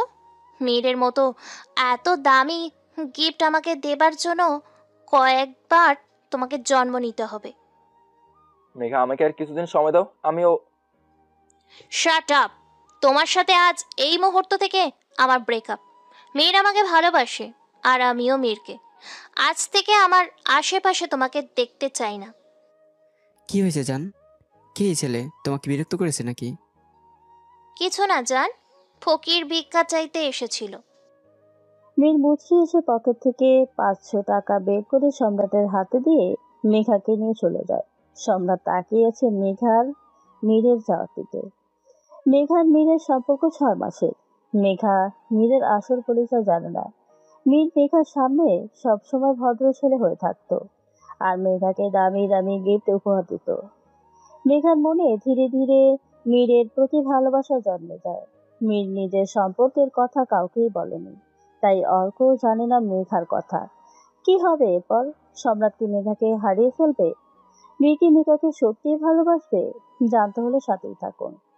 সম্রাট মন খারাপ করে হাঁটতে হাঁটতে বাসায় চলে আসে। মীর মেঘাকে তার বাসা ড্রপ করে চলে যায়। মেঘা বাসার ভিতরে আসতেই আখি ইসলাম মেঘার হাতে এত ব্যাগ দেখে বল, কিরে, এত শপিং ব্যাগ নিয়ে কোথা থেকে আসলি? মনে হচ্ছে পুরো শপিং মল সাথে করে নিয়ে এসেছিস। এত টাকা কে দিল, তোর আব্বু? মেঘা তার আম্মুর কথা শুনে চুপ করে মনে মনে ভাবছে কি বলবে। মেঘাকে চুপ থাকতে দেখে আখি ইসলাম আবার বলে, চুপ করে আছিস কেন? আমি কিছু জিজ্ঞেস করেছি না? আমার কাছেই টাকা ছিল আম্মু। এত প্রশ্ন কেন করছো আম্মু? তোমার কথা শুনে মনে হচ্ছে আমি সবকিছু চুরি করে নিয়ে এসেছি। বলি মেঘা তার আম্মুকে কিছু বলতে না দিয়ে উপরে নিজের রুমে চলে যায়। আখি ইসলাম মেয়ের যাওয়ার দিকে তাকিয়ে আছে। মেঘা রুমে এসে শপিং ব্যাগ রেখে গিয়ে ফ্রেশ হয়ে ওয়াশরুমে চলে যায়। মেয়ে নিজের বাসায় এসে কাউকে কল করে। ও পাশ থেকে কল রিসিভ করে বলে, আরে ভাই, আপনি আজকে আমাকে কল করেছেন? আমি তো বিশ্বাসই করতে পারছি না। এত খুশি হওয়ার কিছু নেই, তোকে একটা কন্ট্যাক্ট দেওয়ার জন্য কল করেছি। আমি মশামের হাত নষ্ট করতে চাই না, তাই তোকে কল করেছি। কাকে মারতে হবে বলেন ভাই? আমি আজকেই শালাকে পৃথিবী থেকে বিদায় করে দেব। তোর মোবাইলে ছেলেটা ছবি পাঠাচ্ছি, আর ডিটেলস একটু পর পাঠাচ্ছি। বলে মীর কল কেটে দেয়। মেঘার সাথে যখন সম্রাট কথা বলছিল তখন মীর সেখানকার সব কথা শুনেছে আর লুকিয়ে সম্রাটের ছবি তুলে নেয় আর তার লোকজনকে দিয়ে সম্রাটের খোঁজ খবর নিতে বলে। সম্রাটের ছবি শান্ত নামের ছেলেটাকে পাঠায়, কিন্তু ছবিটা ভালো করে বোঝা যাচ্ছে না, এক পাশে দেখাচ্ছে। কিছু সময়ের মধ্যে মীরের ছেলেটা সম্রাটের ডিটেলস এনে দেয়। মীর শান্তকে সম্রাটের ডিটেলস পাঠিয়ে দেয়। রাত 10টা, সম্রাট নিজের রুমে শুয়ে আছে। হঠাৎ করে তার ছেলে এসে সম্রাটের মুখ বেঁধে ফেলে। সম্রাট হাত পা ছোড়ার আগেই হাত পা বেঁধে ফেলে। সবাই সম্রাটকে ধরে গাড়িতে তুলে নেয়। সম্রাট ছোটাছুটি করছে, পারছে না ছুটতে। কিছু সময়ের মধ্যে গাড়ি একটা পুরনো বাড়ির সামনে এসে থামে। সবাই সম্রাটকে ধরে গাড়ি থেকে নামিয়ে বাড়ির ভেতরে নিয়ে একটা চেয়ারের সাথে বেঁধে ফেলে। কিছু সময় পর শান্ত এসে বলে, এমন করে বেঁধে রেখেছিস মনে হচ্ছে আন্ডারওয়ার্ল্ডের ডনকে বেঁধে রেখেছিস। মুখটা খোল, মরার আগে একটু শালার মুখটা দেখি। একদিন দিয়ে সম্রাটের মুখের উপর থেকে কাপড় সরাতেই শান্ত পুরো শরীর থরথর করে কাঁপতে থাকে। শান্ত গিয়ে ওর ছেলেদের মারতে মারতে বলে, তার বাচ্চারা তোরা কাকে বেঁধে রেখেছিস? তাড়াতাড়ি খোল বলছি। ভাই, ভুল হয়ে গেছে, আমি জানতাম না আপনার সুপারি দিয়েছে, আমাকে মাফ করে দেন। শালারা দাঁড়িয়ে কি শুনছিস, তাড়াতাড়ি খোল। একজন ছেলে গিয়ে সম্রাটের হাত পায়ের বাঁধন খুলে দেয়। সম্রাট বসা থেকে উঠে দাঁড়ায়। শান্ত সম্রাটের পা জড়িয়ে ধরে কান্না করতে করতে বলে, ভাই, আমাকে মাফ করে দিন, আমাকে মারবেন না। আমি যদি আগে জানতাম তাহলে কখন এমন ভুল করতাম না। সম্রাট শান্তর কলার ধরে টেনে তুলে ঘাড় বাঁকিয়ে বলে, তোকে ভালো হওয়ার জন্য সুযোগ দিয়েছিলাম, কিন্তু এখন আগের মতোই আসিস। দ্বিতীয় সুযোগ তুই পাবি না। বলে সম্রাট শান্তর কোমরে তাকিয়ে দেখে একটা ছুরি। ছুরিটা নিয়ে এক এক করে সবাইকে মেরে ফেলে। শান্তর গলায় পা পেঁচিয়ে চেপে ধরে। শান্ত ছোটার জন্য ছটফট করছে, কিন্তু সম্রাট এত শক্ত করে চেপে ধরেছে, ছুটতে পারছে না। সম্রাট পা জোরে খুঁড়াতেই শান্তর ঘাড় ভেঙে যায়। কিছু সময় ছটফট করতে করতে মারা যায়। সম্রাট কাউকে কল করে সেখান থেকে বের হয়ে নিজের বাসায় চলে আসে। এইদিকে মীর শান্তকে কল করছে, কিন্তু শান্তর মোবাইল বন্ধ। মীর পায়চারি করছে। অর্ক মীরকে এমন করতে দেখে এগিয়ে এসে বলে, কি হয়েছে ভাই? আপনাকে এত অস্থির লাগছে কেন? কোনো সমস্যা হয়েছে?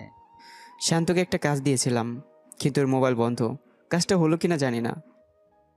তুমি আমাকে কেন বলনি? আমি কাজটা করে ফেলতাম। একদিনের মারে হাসপাতালে পড়েছিলি। যে আমার গায়ে হাত তুলছে তাকে আমি আজ নয় কাল ঠিক খুঁজে বের করবো, আর তোমার সামনে না আমি ওকে মারবো। এখন তুই যা, আমি একটা বিষয় নিয়ে খুব চিন্তায় আছি। অর্ক আর কিছু না বলে চুপচাপ চলে যায়। মীর নিজের চেয়ারে বসে মাথায় হাত রেখে মনে মনে বলে, এই ছেলে কে? আমার সম্পর্কে এত কিছু কিভাবে জানে? ওই ছেলের সম্পর্কে শুনে তো মনে হলো সাধারণ একটা ছেলে। ওই ছেলে মেঘার কাছে গিয়ে আমার সম্পর্কে বললে আমার সব প্ল্যান মাটি হয়ে যাবে। বলেই মীর সাব ইন্সপেক্টর রফিককে কল করে। Sub inspector Rafiq call receive করে বলে, আসসালামু আলাইকুম ভাই, আপনি আমাকে হঠাৎ স্মরণ করলেন? ছেলেটাকে খুঁজে বের করতে পেরেছিস? আমি লোকজন লাগিয়ে রেখেছি, আর কয়েকদিন মধ্যে ঠিক খুঁজে বের করব। একটা কাজও তোকে দিয়ে ঠিক মতো হয় না। আর একটা কাজ দিচ্ছি, এটা আগে করবি। আপনি শুধু বলেন ভাই, কি করতে হবে? আমি এখনই কাজ করে দিচ্ছি। একটা ছেলে ছবি দিচ্ছি, ও মনে হয় আমার সম্পর্কে সব কিছু জানে। ওকে জেলে নিয়ে গিয়ে এমন মার মারবি যেন কখন নিজের পায়ে হাঁটতে না পারে, কালকের মধ্যেই। কাজ হয়ে যাবে ভাই, আপনি নিশ্চিন্তে থাকুন। বলি রফিক কল কেটে দেয়। পরের দিন সকালে সম্রাট হাঁটতে হাঁটতে মেঘার ভার্সিটির সামনে এসে দাঁড়িয়ে আছে। মেঘা আর স্বপ্না তখনই রিক্সা করে ভার্সিটিতে আসে। মেঘা রিক্সা ভাড়া দিয়ে সম্রাটের দিকে তাকায়। স্বপ্না বলে, তুই তো বললি কাল নাকি সম্রাট সব জেনে গেছে, তাহলে আজ আবার এখানে কেন এসেছে? কালকের অপমানে হয়নি, আজকে আবার অপমান হতে এসেছিস? চল গিয়ে দেখি কি বলে তোর এক্স। বলেই দুজন হাঁটতে গেলে সামনে এসে কিছু পুলিশ এসে দাঁড়ায়। সাব ইন্সপেক্টর রফিক আর কিছু কনস্টেবল দুজনেই দাঁড়িয়ে যায়। কোথায় যাচ্ছ কিউটিরা? আমার দিকে একটু তাকিয়ে দেখো। আপনি একজন পুলিশ হয়ে এই কেমন ভাষায় কথা বলছেন? আপনাকে সরকার পুলিশের পোশাক দিয়েছে আমাদের মতো সাধারণ মানুষের সেবা করার জন্য, রাস্তার লোকদের মতো টিজ করার জন্য নয়। সেবা করার জন্যই তো এসেছি বিউটিফুল গার্ল, সেবা করার জন্যই তো এসেছি বিউটিফুল গার্ল। আমার সাথে চলো, খুব মজা হবে। সাব ইন্সপেক্টর রফিকের কথা শুনে মেঘা রেগে রফিকের গালে থাপ্পড় দিয়ে চেঁচিয়ে বলে, রাস্কেল, পুলিশের পোশাক পরে বাজে কথা বলতে মুখে বাঁধে না? তোদের মতো পুলিশের জন্য সাধারণ মানুষের পুলিশের ওপর থেকে বিশ্বাস উঠে গেছে। সামনে থেকে সর, নয়তো পায়ের জুতো খুলে তোকে পেটাবো। সাব ইন্সপেক্টর রফিক গালে হাত রেখে রাগে লুকিয়ে মেঘার দিকে তাকিয়ে বলে, তোর এত বড় সাহস, তুই এত বড় সাহস, তুই এই সাব ইন্সপেক্টর রফিকের গায়ে হাত তুলিস? আজ তোর এমন অবস্থা করব তুই জীবনেও ভুলতে পারবি না। বলেই সাব ইন্সপেক্টর রফিক মেঘার চুলের মুঠি চেপে ধরে। এতক্ষণ সম্রাট চুপচাপ দাঁড়িয়ে থাকলেও এখন আর চুপ করে থাকতে পারছে না। দৌড়ে সামনে এসে সাব ইন্সপেক্টর রফিককে উদ্দেশ্য করে বলে, স্যার, আপনি আইনের লোক হয়ে বেআইনি কাজ করছেন। আপনি একজন মেয়ের গায়ে এভাবে হাত দিতে পারেন না। This is totally unillegal. Sub inspector Rafiq সম্রাটের দিকে কিছু সময় রাগে লুকিয়ে তাকিয়ে থেকে সম্রাটকে উদ্দেশ্য করে বলে, তুই আমাকে আইন শিখাবি? নিজের ভালো চাস তো চুপচাপ এখান থেকে চলে যা, নয়তো থানায় নিয়ে গিয়ে এমন করে মারবো নিজেই নিজেকে চিনতে পারবি না। আপনি পুলিশ বলে যা ইচ্ছে তা করতে পারেন না। আপনাকে সরকারি পোশাকটি দিয়েছে আমাদের মতো সাধারণ জনগণের সেবা করার জন্য, আমাদের হ্যারাসমেন্ট করার জন্য নয়। এই তোরা তাকিয়ে দেখছিস কি? কি শুনছিস? ওই শালাকে ধর, গাড়ি তুল, থানায় নিয়ে গিয়ে ইচ্ছা মতো কেলালে সোজা হয়ে যাবে। সাব ইন্সপেক্টর রফিকের সাথে থাকা কনস্টেবল সম্রাটকে ধরতে গেলে রফিকের মোবাইল বেজে ওঠে। রফিক মোবাইল বের করে কল রিসিভ করে। কিছু সময় পর মোবাইল পকেটে রেখে সম্রাটের দিকে আঙ্গুল দেখিয়ে সবাইকে নিয়ে দ্রুত চলে যায়। ধন্যবাদ আমাকে সেভ করার জন্য। মেঘা, কি হয়েছে তোমার? কেন আমার সাথে এমন করছো? কি ভুল করছি বলো? কেনই তুমি আমাকে ছেড়ে দিতে চাচ্ছ? ছেড়ে দিতে চাইছি না, ছেড়ে দিয়েছি। দেখো সম্রাট, তুমি ভালোবাসা দিয়ে জীবন চলে না। বেঁচে থাকার জন্য ভালোবাসার চেয়ে বেশি প্রয়োজন টাকার। তোমার মতো বেকার ছেলের সাথে থেকে আমি আমার লাইফ নষ্ট করতে পারবো না। আমি বাকি 5টা মেয়ের মতো তোমার হাত ধরে রাস্তায় রাস্তায় ঘুরতে পারবো না। নিজের লেভেলের কাউকে খুঁজে নাও। তুমি ওই মেয়ের সম্পর্কে জানো না মেঘা, তুমি ভুল করছো। এই ছোট লোক, তোর মুখে আমার মেয়েরকে নিয়ে কোনো কথা শুনতে চাই না। নিজের মতো সবাইকে ভাবিস। আমি তোকে আগেই বলেছিলাম ওই ছোট লোকের সাথে সম্পর্ক না জড়াতে।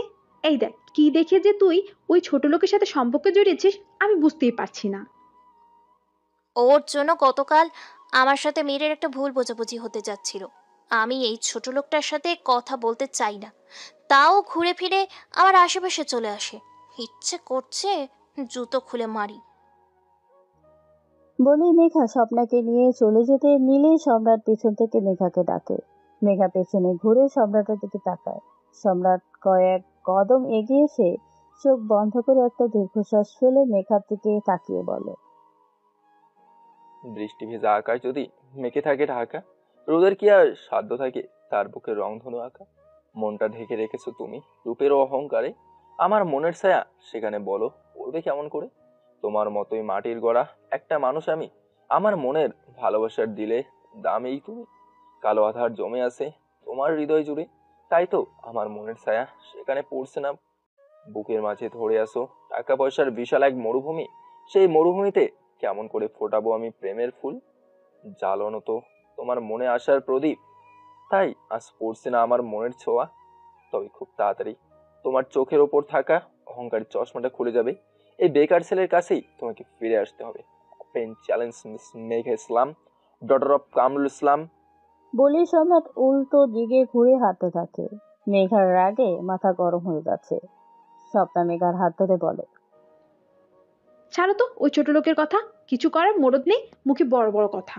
গায়ের পোশাক দেখে মনে হয় রাস্তা থেকে তুলে পড়েছে। ক্লাসের সময় হয়ে যাচ্ছে, চল। মেঘাকে নিয়ে স্বপ্না ভার্সিটির ভিতরে চলে যায়। এইদিকে সম্রাট একটু সামনে এগিয়ে আসতেই সম্রাটের সামনে এসে সাব ইন্সপেক্টর রফিক দাঁড়ায়। কি হয়েছে স্যার, এভাবে আপনি আমাকে আমার সামনে এসে দাঁড়ান কেন? তোকে তো শ্বশুর বাড়ি নিয়ে যেতে এসেছি। মীর ভাইয়ের সাথে পাঙ্গা নিস তুই। এই ধর শালাকে। সম্রাটকে কিছু বলতে না দিয়ে চারজন কনস্টেবল সম্রাটকে ধরে ট্রেনে গাড়িতে নিয়ে তোলে। সাব ইন্সপেক্টর রফিক সম্রাটকে থানায় নিয়ে এসে চেয়ারের সাথে বেঁধে ইচ্ছে মতো মাথা থাকে। সম্রাটের মুখ থেকে রক্ত পড়ছে, গাল কেটে রক্ত পড়ছে, রক্তে পুরো মুখ লাল হয়ে গেছে। সাব ইন্সপেক্টর রফিক সম্রাটের গলায় লাঠি চেপে ধরে দাঁতে দাঁত চেপে বলে, বল কে তুই?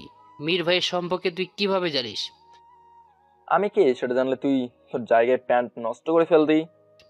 আচ্ছা তাই নাকি? তাহলে তো শুনতে হয় কে তুই, দেখি প্যান কার নষ্ট হয়।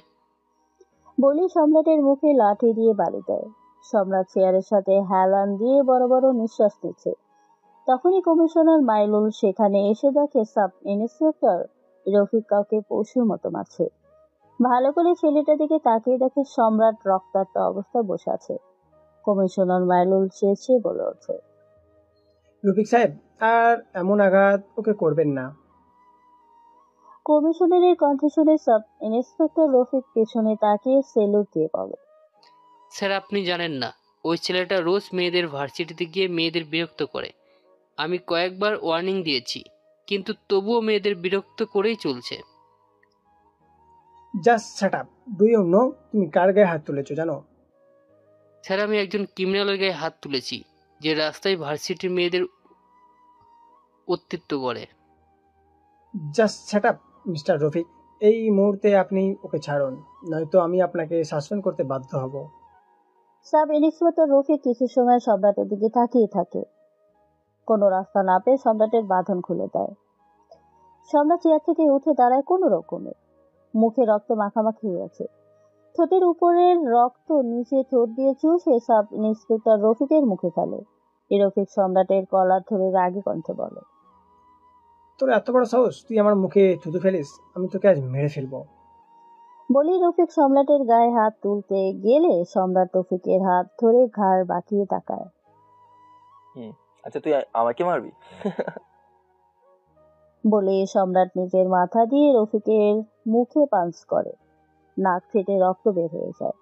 রফিক নাক ধরে বসে পড়ে। সম্রাট এগিয়ে এসে ভিতর থেকে জেলের দরজা বন্ধ করে চাবি নিজের পকেটে রেখে দেয়। এটা দেখে কমিশনার মাইনুল সম্রাটকে উদ্দেশ্য করে বলে, সম্রাট স্টপ, ডোন্ট হিট, বের হয়ে আসো। Sir just 5 minute. ওরা আমার ভালোবাসার গায়ে হাত তুলেছে, তাকে বাজে কথা বলেছে, আমি এত সহজে ওকে কিভাবে ছেড়ে দেবো? সম্রাট আই সেট নো, সম্রাট আই সেট নো হিট হিম। বের হয়ে আসতে বলেছি আমি তোমাকে সম্রাট। ইউ নো অ্যাবাউট মি, আমি বেপরোয়া স্যার, বেলাগাম। হাতটা খুব চুলকাচ্ছে, একটু হাতের চুলকানিটা কমিয়ে নেই। বলে সম্রাট রফিকের কাছে গিয়ে রফিকের কলার ধরে দাঁড় করায়। রফিকের নাক থেকে হাতের আঙ্গুলে রক্ত লাগিয়ে বলে, ঘুষের রক্ত। মিলের থেকে প্রতি মাসে চামচামি ভালো টাকা পাস করে সরকার তোকে এই পোশাক দিয়েছে জনগণের রক্ষা করার জন্য, নোট মিলের চামচানি করার জন্য নয়। বলি সম্রাট রফিকের মাথা দেয়ালের সাথে বাড়ি দেয়। মাথা ফেটে ফিনকি দিয়ে রক্ত বের হয়ে যায়। রফিক মাথা চেপে বাহিরের দিকে আসতে গেলে সম্রাট রফিকের পা ধরে টেনে আবার দেয়ালে ছুঁড়ে মারে। ডান হাত দিয়ে দেয়ালে বাড়ি খায়। রফিক মাটিতে শুয়ে গলাকাটা মুরগির মতো ছটফট করছে। সম্রাট চারপাশে কিছু খুঁজতে থাকে। তাকে এতক্ষণ যে লাঠি দিয়ে মেরেছে সেই লাঠি হাতে নিতেই কমিশনার মাইনুল সম্রাটকে বলে, সম্রাট জাস্ট স্টপ, অনেক হয়েছে, বের হয়ে আসো বলছি, আর মারলেও ও মরে যাবে। কিন্তু সম্রাট কমিশনারের কথা তোয়াক্কা না করে রফিকের সামনে গিয়ে রফিকের দুই পায়ে ইচ্ছে মতো মারতে থাকে। রফিক পা ধরে ছটফট করছে। সম্রাট রফিকের সামনে বসে গালে হাত রেখে ভেঙ্ক করে বলে, কান্না করছিস? কর, আরো কর। আচ্ছা, আমি তোর পায়ে কেন মেরেছি জানিস? মারবো তো তোর হাতে আর তোর মুখে। বলে সম্রাট রফিককে ডান হাত চেপে ধরে রাগী কণ্ঠে বলে ওঠে, এই হাতে তুই আমার মেঘার চুলের মুঠি ধরেছিলি তাই না? তোর এই হাত আমি তোর শরীর থেকে আলাদা করে ফেলবো, তার বাচ্চা। বলে হাত ধরে ছুঁড়ে মারে জেলের দরজায়। বাইরে থাকা কমিশনার সহ সবাই ভয় পিছিয়ে যায়। সম্রাট হাতে থাকা লাঠিটা নিজের হাঁটু দিয়ে ভেঙে ফেলে। এরপর রফিকের কাছে গিয়ে ডান হাত ধরে ডান হাতে লাঠি ঢুকিয়ে দেয়। রফিক চিৎকার করতে গেলে সম্রাট রফিকের মুখ চেপে ধরে বলে, নো সাউন্ড। এই মুখ দিয়ে তুই আমার মেঘাকে বাজে কথা বলেছিস বাচ্চা। বলে রফিকের মুখে ইচ্ছে মতো খুশি দিতে থাকে। এরপর রফিকের গলা চেপে ধরে। রফিক শুধু পা ছুটছে, কিন্তু সম্রাটের থেকে ছুটতে পারছে না। কমিশনার মাইনুল গুলি করে তালা ভেঙে ভিতরে ঢোকে। এরপর কয়েকজন কনস্টেবল সহ সবাই সম্রাটকে টেনে বাহিরে নিয়ে আসে। আর বাকিটা তো আপনারা জানেন। সম্রাট হেঁটে বের হতে গেলে সেন্সলেস হয়ে পড়ে যায়। কমিশনার মাইনুল কনস্টেবলের উদ্দেশ্য করে বলে, এখানে কি হয়েছে? তোমরা কেউ কিছু দেখোনি? রফিক সাহেবকে দ্রুত হাসপাতালে নিয়ে যাও, আর ওনার সেন্স ফিরলে হঠাৎ আমাকে কল করবে। যদি কেউ কিছু জানতে চায় তাহলে বলবে কে বা কারা মেরে থানার সামনে ফেলে গেছে। বলে সম্রাটকে দুজন কনস্টেবল সহ ধরাধরি করে তার গাড়িতে তুলে হসপিটালে নিয়ে আসে। সম্রাটের অবস্থা থেকে ডক্টর সম্রাটকে অপারেশন থিয়েটারে নিয়ে যায়। ওইদিকে সার্জন কনস্টেবল সাব ইন্সপেক্টর রফিককে নিয়ে হসপিটালে চলে আসে। 2 দিন পর সম্রাট মাথা চেপে বসে আছে। তার সামনে একজন বয়স্ক লোক বসে আছে। চোখ থেকে পানি গাল গড়িয়ে ফ্লোরে পড়ছে। এই বুড়ো, কান্না করছো কেন?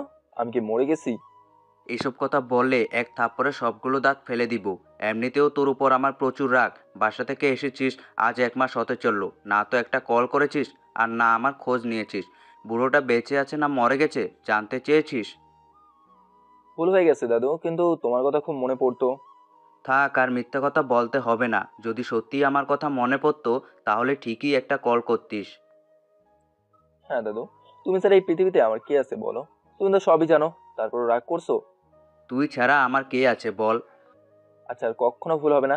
শোনো, তোমাকে একটা কাজ করতে হবে। ঠিক আছে, বল কি করতে হবে। তোর জন্য মেয়ে খুঁজতে হবে। আমি কিন্তু এক পায়ে খাড়া। কেন? আরেক পা কি ভেঙে গেছে? এসব করতে হবে না, তুমি এখান থেকে সোজা। সম্রাটের সাথে যে বৃদ্ধা লোক কথা বলল সে আর কেউ নয়, সম্রাটের দাদু। আর সম্রাট তার দাদুকে কি বলল সেটা না হয় পরে জানতে পারবেন। আপনাদের মনে অনেক প্রশ্ন জমে আছে জানি। কে এই সম্রাট, যার জন্য কমিশনার থানায় এসেছে তাকে সরাতে, আর কমিশনারের সামনে একজন পুলিশকে এত নির্মমভাবে মারলো, তাও সম্রাট কিছু না বলে হসপিটালের কমিশনার নিয়ে এসেছে বাঁচাতে। সকল প্রশ্নের উত্তর পাবেন, আর একটু সময় অপেক্ষা করুন। কিরে মা, কি হয়েছে তোর? আজকে তোকে অমন লাগছে কেন? কিছু নিয়ে চিন্তিত আছিস? কি নিয়ে চিন্তা করবো আপু? লেখাপড়ার এত চাপ, এমনি চিন্তা চলে আসে। কত লেখাপড়া নিয়ে ভাবি সেটা তো জানি। সারাক্ষণ আছিস শুধু ফাঁকিবাজি নিয়ে। একদিন ঠিক মতো ভার্সিটিতে গিয়ে ক্লাস করিস না। আখি, আমাদের মেয়ে কি এখন স্কুলে পড়ে নাকি যে নিয়ম করে সব ক্লাস করবে? তুমি ওকে এত চাপ দিও না তো, পরে মেয়েটা আমার পাগল হয়ে যাবে। লাই দিয়ে মেয়েকে মাথায় তুলে রেখেছো, দেখবে একদিন এমন কিছু করবে আমাদের সম্মান নিয়ে টানাটানি হবে। আমার মেয়ের উপর আমার পুরো বিশ্বাস আছে। আমার মেয়ে কখনোই এমন কিছু করবে না যাতে আমাদের সম্মান নষ্ট হয়। একদম আপু, আমি কখনো এমন কিছু করব না। যদি কাউকে ভালো লাগে সোজা হাত ধরে বাসায় চলে আসবো। বলেই মেঘা উঠে দেয় এক দৌড়। মেঘা এসে দেখে তার মোবাইল বেজেই চলেছে। মোবাইল হাতে নিয়ে দেখে মীর কল করেছে। কল রিসিভ করতে ওপাশ থেকে মীর বলে, কি হলো জান, এত সময় লাগে কল রিসিভ করতে? সরি জান, আব্বু আম্মুর সাথে বসে আড্ডা দিচ্ছিলাম, মোবাইল রুমে ছিল তাই দেখতে পাইনি। কি করছো জান? আমার জানকে খুব মিস করছি। এই জান, চলে এসো না আমার বাসায়, দুজনে একসাথে কিছু সময় কাটাই। মীর, তুমি তো জানো আমার এসব ভালো লাগে না। তুমি আমাকে বিশ্বাস করো না জান? নিজে থেকে বেশি বিশ্বাস করি জান, কিন্তু বিয়ের আগে একটা ছেলে আর একটা মেয়ে একসাথে একা একটা রুমে থাকলে মানুষ কি বলবে বলো? কারো সাহস হবে না আমার জানকে কিছু বলবে। আচ্ছা তুমি না চাইলে আসতে হবে না, এখন তোমাকে দেখতে ইচ্ছা করছে, ভিডিও কল দাও। মেঘা ঠিক আছে বলে কল কেটে মীরকে ভিডিও কল করে। কল রিসিভ করে মীর একটা নটি লুক নিয়ে মেঘার দিকে তাকায়। মেঘা লজ্জা পেয়ে মুছিয়ে এসে বলে, এই পচা ছেলে, এমন করে তাকাও কেন? জান, এই নীল ড্রেসে তোমাকে খুব হট লাগছে। আচ্ছা ওড়নাটা সরিয়ে ফেলো না জান। ইস, একদমই সরাবো না, বিয়ের পর তুমি নিজের হাতে সরিয়ে নিও। জান, এখন কিন্তু আমার মনে হচ্ছে তুমি আমাকে বিশ্বাস করো না। মেঘা কিছু সময় চুপ করে থেকে বুক থেকে ওড়নাটা সরিয়ে ফেলে। মীর রীতিমতো চোখ দিয়ে মেঘাকে গিলে খাচ্ছে। মেঘা লজ্জা পেয়ে কল কেটে শুয়ে বড় বড় নিঃশ্বাস নিচ্ছে। হঠাৎ চোখের সামনে সম্রাটের সাথে কিছু মুহূর্ত মনে পড়ে যায়। আচ্ছা তুমি কি বাচ্চা নাকি, নিজের ওড়না ঠিক করে রাখতে পারো না? রুমে তো তুমি আর আমি, আর তোমার ওপর আমার পুরোপুরি বিশ্বাস আছে। এত অন্ধবিশ্বাস ভালো না। তুমি একটা মেয়ে আর আমি একটা ছেলে। আগুন মমের কাছে থাকলে মমের গলতে বেশি সময় লাগে না, আর ওড়না দিয়ে বুক ঢেকে রাখতে হয়। তুমি গলায় পেঁচিয়ে কেন রাখো সব সময়? এটা তো আজকালকার ফ্যাশন, সবাই ওড়না গলায় পেঁচিয়ে রাখে। সবাই গলায় পেঁচিয়ে রাখলেও তুমি বুকে রাখবে। আমি তোমাকে সত্যি ভালোবাসি, আর বিয়ের আগে আমাদের মাঝে উল্টাপাল্টা কিছু হোক আমি চাই না। এতে করে তুমিও তোমার কাছে ছোট হয়ে যাবে আর আমিও তোমার কাছে ছোট হয়ে যাব। আজকের পর আর আমার রুমে আসবে না, মানুষ দেখলে তোমাকে খারাপ বলবে। আমরা বাইরে কোনো পার্কে কিংবা রাস্তায় পাশে বসে গল্প করব। মেঘা শোয়া থেকে উঠে বসে, ওড়না বুকে জড়িয়ে ধরে মনে মনে ভাবছে দুজন মানুষের মধ্যে কত ব্যবধান, কিন্তু মেয়েদের দেয়া দামি দামি গিফটের কাছে অন্ধ হয়ে আছে মেঘা। স্যার, এই শহরে টপ বিজনেসম্যান শামীম চৌধুরী আপনার জন্য অপেক্ষা করছে। আমাকে বারবার বলছে আপনাকে আসতে। হঠাৎ করে শামীম চৌধুরী আমার কাছে কেন এসেছে? আমাকে কিছু বলল না, বলল আপনার সাথে কথা বলবে। ঠিক আছে, তুমি যাও, আমি আসছি। শামীম চৌধুরী আবির রহমানের রেস্টুরেন্টে একটা রুমে বসে অপেক্ষা করছে। আবির রহমান নিজের চেম্বার থেকে বের হয়ে চলে আসে সেই রুমে। শামীম চৌধুরী আবির রহমানকে দেখে বসা থেকে দাঁড়িয়ে হাত ফেলায়। বসুন মিস্টার চৌধুরী। শামীম চৌধুরী বসে পড়ে।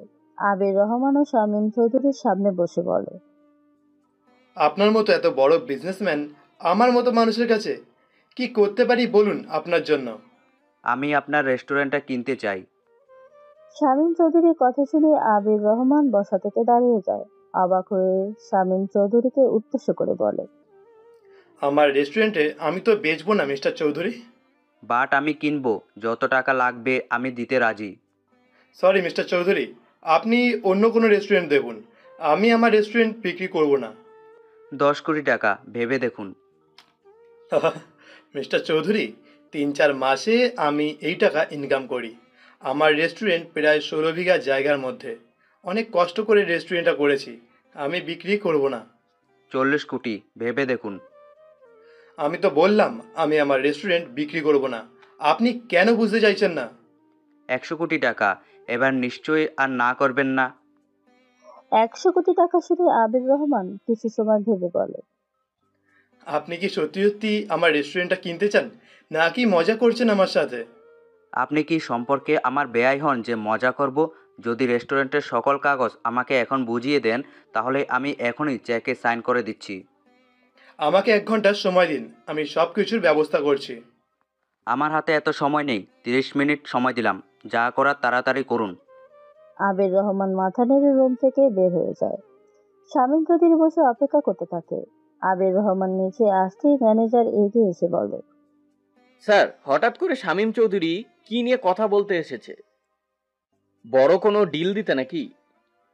আমার রেস্টুরেন্ট কিনতে, আর আমি আগামী 30 মিনিটের মধ্যে রেস্টুরেন্ট বিক্রি করছি। আবির রহমানের কথা শুনে ম্যানেজার চোখ বড় বড় করে তাকিয়ে বলে, এসব আপনি কি বলছেন স্যার? রানিং একটা রেস্টুরেন্ট আপনি বিক্রি করে দেবেন? কতটা এখানে বিক্রি হয় আপনি জানেন না? শাট আপ, তোমার থেকে শিখবো আমি কি করব না করব। আবির রহমানের ধমক শুনে ম্যানেজার চুপ হয়ে যায়। আবির রহমান কিছু সময়ের মধ্যে রেস্টুরেন্টের সকল পেপার নিয়ে এসে শামীম চৌধুরীর হাতে দেয়। শামীম চৌধুরী সবকিছু বুঝে নিয়ে চেকে অ্যামাউন্ট আর সাইন করে দিয়ে দেয়। আবির রহমান হাসি মুখে চলে যায়। এই সময় তুমি কোথায় যাচ্ছ সম্রাট? স্যার আমার অনেক কাজ আছে, আর এমন কিছু হয়নি যে বেডে শুয়ে থাকতে হবে। আপনি একটা কাজ করুন, সাব ইন্সপেক্টর রফিকের সাথে কয়েকজন কনস্টেবল রাখুন। বিশ্বাস হতে হবে অবশ্যই। ওর সেন্স ফিল্ডের সাথে সাথেই আমাকে জানাবেন। ও সব কিছুই জানে। ঠিক আছে, নিজের খেয়াল রেখো। আর কিছু জানতে পারলে আমাকে সাথে সাথে জানিও। সম্রাট মাথা নেড়ে হসপিটাল থেকে বের হয়ে চলে আসে তার সেই ছোট্ট বাড়িতে। মোবাইল বের করে রাজুকে কল করে। রাজু কল রিসিভ করেই ভীত ভীত কণ্ঠে বলে, হ্যালো সম্রাট বল। কি হয়েছে? তুই এভাবে কথা বলছিস কেন? কয়েকটা ছেলে মিলে মিহিরকে মারছে। হোয়াট? কিন্তু কেন? মিহির কি করছে? আর তোরা কোথায় আছিস? শুভ ওর গার্লফ্রেন্ডের সাথে দেখা করতে ওর গার্লফ্রেন্ডের ভার্সিটিতে এসেছে, তখন মিহিরের একটা ছেলের সাথে দেখা লাগে, আর তখন ওই ছেলেটা মিহিরকে মারছে।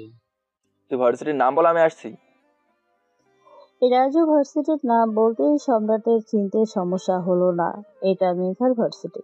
সম্রাট সময় নষ্ট না করে বাড়ি থেকে বের হয়ে দৌড়াতে থাকে। তোর সাহস দেখে আমি অবাক হচ্ছি। তুই একে তো আমাকে ধাক্কা দিয়েছিস, তার উপর আবার আমার দিকে চোখ বাঁকিয়ে থাকাস। ভাই ভাই ও ইচ্ছে করেনি, এবারের মতো ছেড়ে দেন। তাহলে চল আমরা একটা গেম খেলি, তাহলে তোদের ছেড়ে দিব। কি গেম ভাই বলেন? আমি প্রথমে তোকে 5টা ঘুষি মারবো, যেখানে ইচ্ছে সেখানে, তারপর তুই আমাকে 5টা। বল রাজি? আমি খেলবো। সম্রাটের কণ্ঠ শুনে সবাই পেছনে তাকায়। তখনই গেট দিয়ে স্বপ্না আর মেঘা বেরোয় আসে। অর্ক সম্রাটের দিকে এগিয়ে এসে বলে, কিরে ছোট লোক, তুই আমার আশেপাশে ঘুরে ফিরে তুই আসিস? আর গেম খেলার কথা তোকে নয়, ওদের 3 বন্ধুকে বলেছি। আমি ওদের বন্ধু, সো আমিও খেলবো। ঠিক আছে, তোর যখন মরার খুব শক্ত আয়। মিহির সম্রাটের দিকে এগিয়ে এসে বলে, সম্রাট তুই পাগল হয়ে গেছিস, তুই এদের চিনিস না, এরা খুব ভয়ঙ্কর। Don't worry. ফকিরের সাহস আছে দেখা যায়। আর শুভর বন্ধু এই ফকিরটা। তোর বয়ফ্রেন্ডকে গিয়ে জিজ্ঞেস কর, এই ছোট লোক তোর বয়ফ্রেন্ডের বন্ধু কেন? সম্রাট মিহিরের কথা শোন, তুই সাদাসিধে সহজ সরল মানুষ, এখান থেকে চল। আমি তোদের সাথে বন্ধুত্ব করছি শুধু পাড়ার দোকানে বসে সিগারেট খাওয়ার জন্য না, তোদের বিপদে নিজের জীবন দিয়ে হলেও তোদের পাশে থাকার জন্য। এর ফাওয়ালাপ শেষ হলে এখন শুরু করা যাক গেম। আমি রেডি। অর্ক মুচকি এসে সবার দিকে তাকিয়ে সম্রাটের পেটে খুশি দেয়। সম্রাট চোখ বন্ধ করে পেটে হাত চেপে বসে পড়ে। মিহির, শুভ আর রাজু এগিয়ে আসতে গেলে অর্ক পিছনে তাকায়। সবাই দাঁড়িয়ে যায়।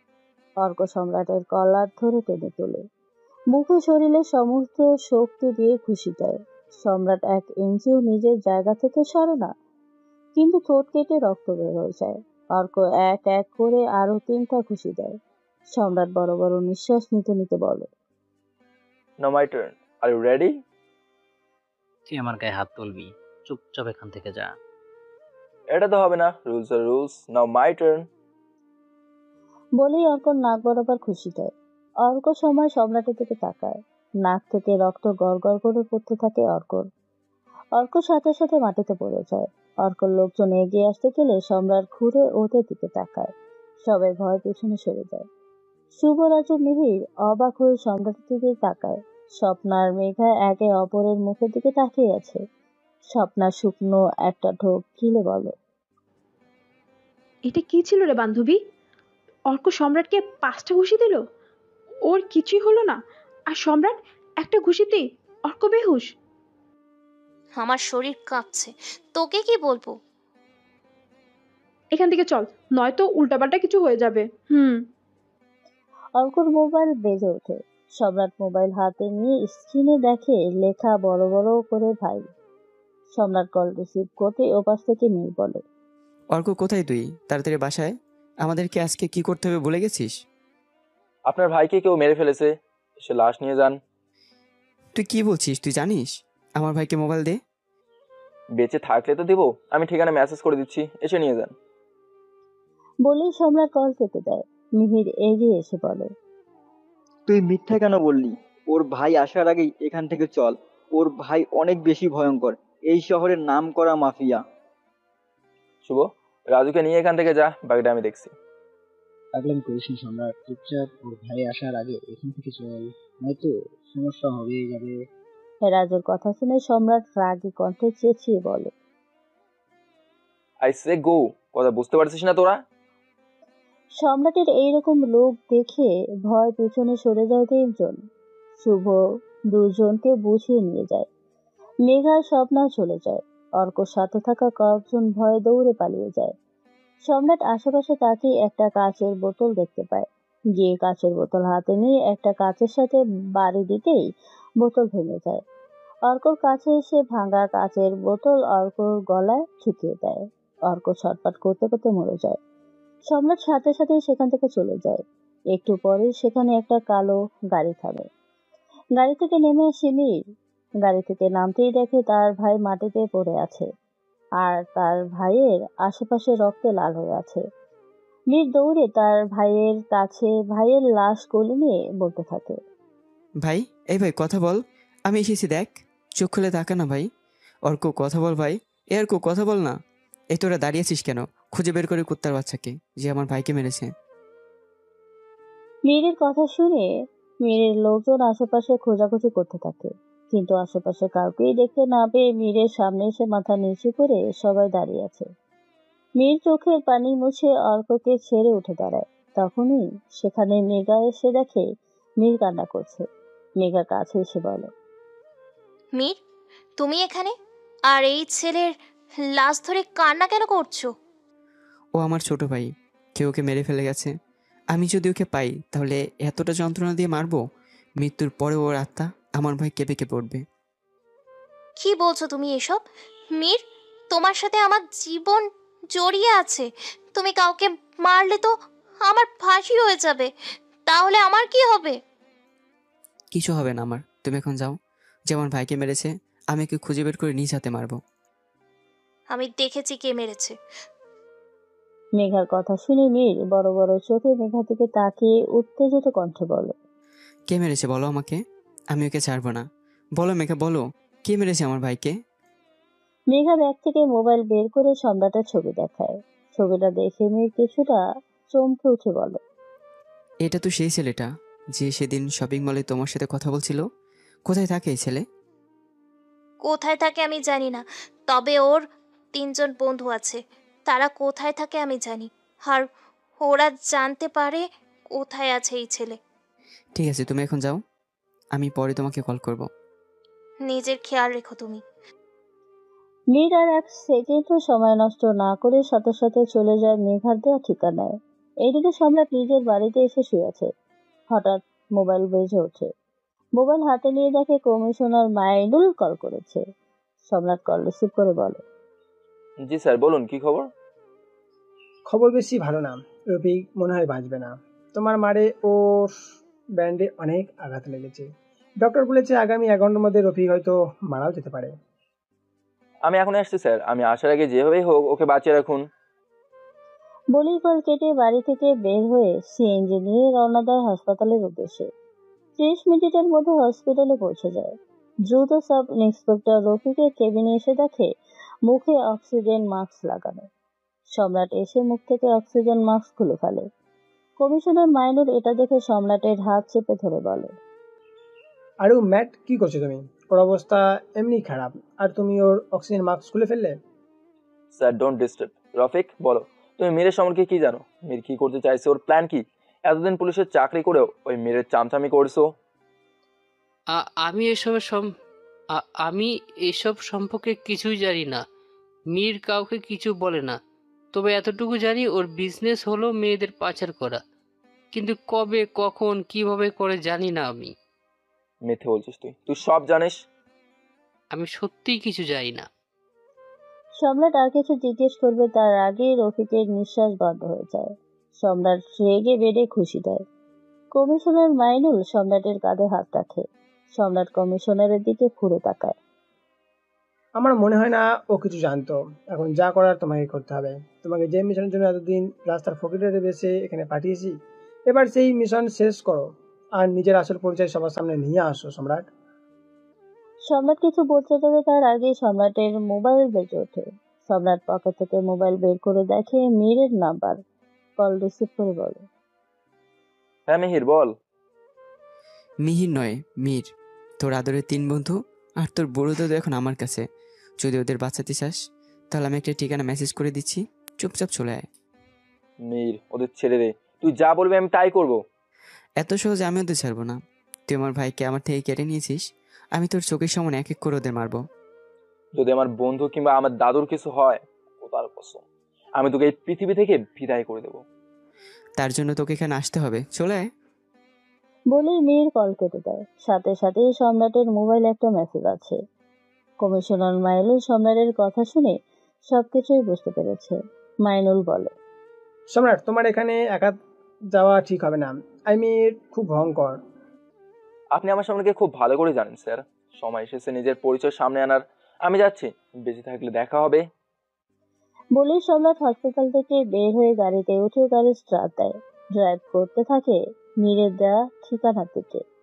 মীর, এটা তুমি আমাকে কোথায় নিয়ে এসেছো? আর এখানে এত অন্ধকার কেন? ডোন্ট ওয়ারি ডার্লিং, আমি তোমার সাথে আছি তো।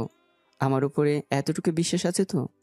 বিশ্বাস আছে বলেই তুমি কল করার সাথে সাথে চলে এসেছি। তাহলে আর কোনো কথা নয়, আজ তোমার জন্য অনেক বড় একটা সারপ্রাইজ আছে। কিছু অপেক্ষা করো, তোমার জন্য আমার রাখা সারপ্রাইজ অপেক্ষা করছে। মেঘা কিছু বলতে যাবে তখনই সেখানে একটা ছেলে আসে।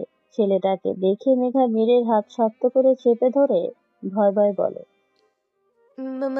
মীর, এই ছেলে এখানে কেন? এই ছেলেই আমাকে তোমার ভাইয়ের সাথে এসে বাজে ইঙ্গিত করেছিল। আর এই ছেলে তো অনেক খারাপ। মেঘার কথা শুনে মীর ছেলেটার দিকে তাকিয়ে মুচকি হেসে বলে, ওকে, তুমি ভয় পাচ্ছ? ওকে, ভয় পাওয়ার কিছু নেই। আমার কথা ছাড়া ওরা কোনো কাজ করে না। তুমি ওর সাথে যাও এখন। আমার একটা কাজ আছে, শেষ করে আসছি। তোর ভাবির খেয়াল রাখিস, আর যেভাবে বলছি সেভাবেই যেন হয়। তুমি এখন কোথায় যাবে? আর আমি এই ছেলের সাথে কোথাও যাব না। এই ছেলে ভালো না। জান, বললাম না আমার কথা ছাড়া ওরা কিচ্ছু করার সাহস নেই। যে আমার ভাইকে মেরেছে, আমি তার হিসেব নিয়ে আসছি। তুমি ততক্ষণ ওর সাথে যাও আর রিল্যাক্স করো। তাড়াতাড়ি এসো, আমি তোমার জন্য অপেক্ষা করব। ডোন্ট ওয়ারি জান, 30 মিনিটের মধ্যে আমি তোমার সামনে থাকবো। বলে মেয়ের ছেলেটাকে ইশারায় মেঘাকে নিয়ে যেতে বলে আর নিজে সেখান থেকে বের হয়ে চলে আসে নিজের আস্তানায়। দড়ি দিয়ে বেঁধে রেখেছে পিলারের সাথে রাজু, মিহির আর শামীম চৌধুরীকে। একটা চেয়ারে বসে গেটের দিকে তাকিয়ে আছে মীর। মীরের পেছনে তার লোকজন দাঁড়িয়ে আছে, হাতে সবার রিভলভার। 20 মিনিট পর গেট খোলার শব্দে মীর গেটের দিকে তাকায়। ভিতরে যে আছে তাকে দেখে মীরের চোখ কপালে। গেট দিয়ে মেঘা ঢুকেছে। মীর যেন নিজের চোখকে বিশ্বাস করতে পারছে না। সামনে এগিয়ে আসতে গেলে দেখে মেঘার পেছনে সম্রাট দাঁড়িয়ে আছে। পরনে সাদা একটা শার্ট, কিন্তু রক্ত লাল হয়ে আছে। মেঘা মুচকি এসে সম্রাটের দিকে এগিয়ে একবার তাকিয়ে মীরের দিকে তাকিয়ে মীরকে উদ্দেশ্য করে বলে, অবাক হয়েছিস আমাকে এখানে দেখে? মেঘা, কি হয়েছে তোমার? তুমি আমাকে তুই করে বলছো কেন? আর এখানে এসেছো কেন? আমি তো তোমাকে বলেছি আমি তোমার কাছে আসছি। এখনো অভিনয় করে যাচ্ছিস আমার সাথে? তোর আসল চেহারা আমার সামনে পানির মতো পরিষ্কার। এই শহরের নামকরা মাফিয়া তুই, যাকে সবাই মীর ভাই বলে জানে। আর তুই আমার কাছে আসতি, তাই না? আমাকে বিক্রি করে দিয়ে তুই আমার কাছে আসছিলি? জান, কি বলছো তুমি এসব? ওই ছোট লোকের বাচ্চা তোমাকে আমার নামে উল্টাপাল্টা বুঝিয়েছে। উল্টা পাল্টা সম্রাট নয়, তুই বুঝিয়েছিস। মেয়েদের সাথে প্রেমের অভিনয় করে তাদের বিক্রি করিস তুই। আমি সব কিছু জেনে গেছি। যাকে এতদিন ছোট লোক বলে অবহেলা করেছি, সেই আজ আমার জীবন বাঁচিয়েছে। আর যাকে অন্ধের মতো বিশ্বাস করেছি, সে আমাকে দিয়ে ব্যবসা করতে চেয়েছে। সব কিছু জেনে গেছো তাহলে? ভালোই হলো। আর আমি ওই ছোট লোকের সম্পর্কে সব কিছুই জেনেছি। ও সরি, ছোট লোক তো তুই নয়, এই শহরের টপ বিজনেসম্যান শামীম চৌধুরীর একমাত্র নাতি তুই, যার নামে মিলিয়ন মিলিয়ন ডলার ব্যাংকে পড়ে আছে। সম্রাট একজন মিলিনিয়র কথাটা শুনে মেঘা আকাশ থেকে পড়ার মতো অবস্থা। অবাক হয়ে তাকিয়েছে সম্রাটের দিকে। মীর আবার বলতে শুরু করে, আচ্ছা, তুই এত কিছু থাকার পরেও ছোট লোক সেজেছিলি কেন? এই প্রশ্নটা আমাকে খুব বিরক্ত করছে। তো সত্যিটা জানার পর থেকে তোর কি আরো কোনো পরিচয় আছে নাকি? সবকিছু জেনে থাকলে আমার বন্ধুদের আর আমার দাদুকে এখনো বাঁচিয়ে রাখতি না? আমি আসার আগেই তুই এই শহর ছেড়ে পালিয়ে যেতি। সম্রাটের কথা শুনে মীর শব্দ করে হাসতে থাকে। হাসি থামিয়ে রাগী কণ্ঠে বলে, তোর মতো একজন সোনাপুরীর ভয়ে এই মীর পালাবে? তোর লোকদের কিভাবে মেরে এসেছি গিয়ে দেখে আয়, তাহলেই বুঝবি এই সম্রাট কতটা ভয়ঙ্কর। ওকেও একটু নমুনা দেখিয়ে দাও, নয়তো ও বুঝবে না। নমুনা দেখা? আগে শোন বলছি, কিভাবে তোর লোকদের মেরে মেঘাসহ আরো 49 জন মেয়েকে বাঁচিয়ে তাদের বাসায় পাঠিয়েছি। একটু আগে মেঘা ছেলেটার সাথে হাঁটতে হাঁটতে একটা জাহাজে চলে আসে। ছেলেটা মেঘাকে নিয়ে জাহাজের নিচের তলায় চলে আসে। মেঘা দেখে তার মতো আরো অনেকগুলো মেয়ে বসে বসে ঝিমুচ্ছে। সবাইকে ড্রাগ দেওয়া হয়েছে কিছু সময় আগে। সেটা মেয়েগুলোকে দেখেই বেশ বুঝতে পারছে মেঘা। মেঘা কিছু না ভেবে বের হওয়ার জন্য ঘুরতে একটা ছেলে গেট লক করে দেয়। ভালো হচ্ছে না কিন্তু, আমি কিন্তু মীরকে সব বলে দিব। আমি মীরের কি হই সেটা তোরা জানিস না। এখনো সময় আছে, হ্যাঁ আমাকে এখান থেকে যেতে দে। মেঘার কথা শুনে সবাই শব্দ করে হাসতে থাকে। যে ছেলেটা মেঘাকে নিয়ে এসেছে সে মেঘার কাছে গিয়ে মেঘার চুল ধরে বলে, ভাইকে বলে কোনো লাভ নেই, আর তুই ভাইয়ের যা হস। এখানে যত মেয়ে দেখছিস সবাই ভাইয়ের, তাই হয়। আর একটু পর এই জাহাজ দুবাইয়ের জন্য রওনা হবে, আর তোদের নামের পাশে অ্যাড হবে প্রতিটা। কথাটা শুনে মেঘার বুকটা কেঁপে ওঠে। মেঘা নিজের কানকে বিশ্বাস করতে পারছে না। ছেলেটা মেঘাকে ছুঁড়ে মারে। মেঘার কপাল দিয়ে জাহাজের স্টিলের সাথে বাড়ি লাগে। কপাল ফেটে রক্ত বের হয়ে যায়। মেঘা বসে বসে কান্না করছে। হঠাৎ তার সম্রাটের কথা মনে পড়ে যায়। মেঘা বসা থেকে উঠে ছেলেগুলোকে বলে, আমি ওয়াশরুমে যাব। আর কিছুক্ষণ অপেক্ষা কর, দুবাইয়ের ওয়াশরুমে যেতে পারবি। ছেলেটা আর কিছু না বলে মেঘাকে সাথে নিয়ে জাহাজের ওয়াশরুমে চলে আসে। মেঘা ভেতরে যায়। ছেলেটা বাইরে দাঁড়িয়ে আছে। মেঘা ওয়াশরুমের দরজা নক করে বুকে রাখা মোবাইলটা বের করে সম্রাটকে কল করে। সম্রাট মীরের দেয়া ঠিকানায় প্রায় চলে এসেছে। তখনই মোবাইল বেজে ওঠে। গাড়ি থামিয়ে পকেট থেকে মোবাইল বের করে দেখে মেঘা কল করেছে। সম্রাট কল রিসিভ করতে মেঘা কান্না করতে করতে বলে, সম্রাট, আমাকে বাঁচাও। কি হয়েছে তোমার? তুমি কান্না করছো কেন? কোথায় আছো তুমি বলো। আমি কোথায় আছি জানি না, তবে এতটুকু জানি একটা জাহারের মধ্যে আছি। মীরকে আমি চিনতে ভুল করেছি। আমার মতো আরো অনেকগুলো মেয়েকে আর কিছুক্ষণ পর দুবাই পাচার করে দিবে। প্লিজ সম্রাট, আমাকে বাঁচাও। তুমি কোনো চিন্তা করো না, আমি আসছি। মোবাইলটা যেভাবে হোক কিছু সময়ের জন্য অন রাখো। আমি তোমার নাম্বার ট্র্যাক করে তোমার কাছে আসছি। আর তুমি নর্মাল থাকো, ওদের যেন কোনো সন্দেহ না হয়। তাড়াতাড়ি আসো তুমি, আমার খুব ভয় করছে সম্রাট। ভয় পাওয়ার কিছু নেই, আমি আসছি। বলে সম্রাট কল কেটে দেয়। মেঘা মোবাইল আগের জায়গায় রেখে ওয়াশরুম থেকে বের হয়ে যায়।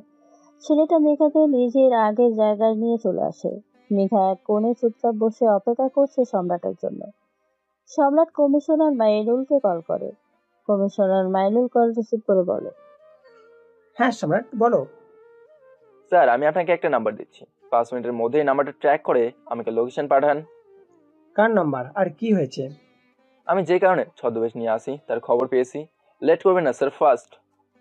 বলেই সম্রাট কল করে কমিশনার মাইনুলকে মেঘার নাম্বার পাঠায়। 5 মিনিট পর কমিশনার মাইনুল সম্রাটকে একটা লোকেশন পাঠায়। সম্রাট গাড়ি ঘুরিয়ে দ্রুত দায়পথে থাকে। 15 মিনিটের মধ্যে পৌঁছে যায় লোকেশনে। গাড়ি থেকে নেমে কিছুটা সামনে আসার পর দেখে একটা বিশাল বড় জাহাজ পাঠা। সম্রাট খুব সাবধানে জাহাজে উঠে পড়ে। তখনই ওপরে একজন সম্রাটকে দেখে ফেলে। সম্রাট লোকটার কাছে গিয়ে মুখ চেপে ধরে ঘাড় ভেঙে ফেলে। মুহূর্তেই লোকটা মারা যায়। সম্রাট খুব সাবধানে নিচে শুয়ে দেয়। খুব সাবধানে এগিয়ে গিয়ে ওপরের কেবিনে তাকিয়ে দেখে কয়েকটা ছেলে বসে বসে মদ খাচ্ছে। সম্রাট নিচে কেবিনের দরজা দিয়ে ভেতরে ঢোকে। সম্রাটকে দেখে ছেলেগুলো পাশে থাকা রিভলভার ধরতে গেলে সম্রাট টেবিলে থাকা ছুরিটা হাতে নিয়ে একজনের গলায় ঢুকে দেয়। বাকি ছেলেগুলো এটা দেখে ভয় পেছনে সরে যায়। সম্রাট মাথা নাড়তে নাড়তে বিরক্তি ভঙ্গিতে বলে, তোরা নিজেদের গুন্ডা মনে করিস? তোদের শুধু শুধু মিট টাকা দেয়। মাত্র একজনকে মেরেছি, এখন আরো 5 জন বাকি। কোথায় আমাকে মারতে আসবি? তা না করে ভয় পেছনে গেলি। তোরা তো গুন্ডা নামে কলঙ্ক। সম্রাটের কথা শেষ হবার আগে একজন গুলি করতে গেলে হাতে থাকা ছুরিটা তার দিকে ছুঁড়ে মারে। ছুরি গিয়ে সোজা কপালে ঢুকে যায়। ছেলেটা নিচে পড়ে যায়। উপরে এমন শব্দ শুনে একটা ছেলে উপরে আসতে গেলে আর একজন বলে, আরে উপরে যেতে হবে না, ওরা মনে হয় মদ খেয়ে মাতলামো করছে। বস যাকে যেখানে থাকতে বলছে সেখানেই থাক। সবাই আর কিছু না বলে বসে পড়ে। সম্রাট আর একজনের কাছে গিয়ে ঘাড় চেপে ধরে। বাকি 3 জনের দিকে তাকিয়ে ছেলেটার ঘাড় ভেঙে ফেলে। নিচে ফেলে দিয়ে কেবিনে থাকা একটা ভাঙা স্টল দিয়ে 3 জনের গলায় বুকে ঢুকিয়ে দেয়। সবাই লাশের নিচে পড়ে আছে। সবার রক্তে সম্রাটের শার্ট লাল হয়ে গেছে। মুখের অনেক জায়গায় রক্ত লেগে আছে। কেবিন থেকে বের হয়ে গেলে টেবিলে সিগারেটের পকেট থেকে একটা সিগারেট নিয়ে জ্বালিয়ে নিচে চলে আসে। নিচ তলায় দরজা নক করে। একজন এসে দরজা খুলে দেখে রক্তে লাল হয়ে আছে একটা ছেলের শার্ট, ঠোঁটে জ্বলন্ত সিগারেট। ছেলেটা কিছু বলবে তার আগেই সম্রাট ছেলেটার হাত ধরে উল্টো দিকে ঘুরিয়ে গলা চেপে ধরে। নিচে থাকা বাকি ছেলেগুলো সম্রাটের দিকে রিভলভার তাক করে আছে। মৃগা সম্রাটকে দেখে যেন মরুর বুকে বৃষ্টি খুঁজে পেল। তুই এখানেও? তুই অর্ক ভাইকে মেরেছিলিস। এখান থেকে বেঁচে ফিরতে পারবি না তুই। সম্রাট কিছু না বলে ছেলেটার গলা ছেড়ে চুল চেপে ধরে জাহাজের সাথে মাথা বাড়ি দিতে থাকে।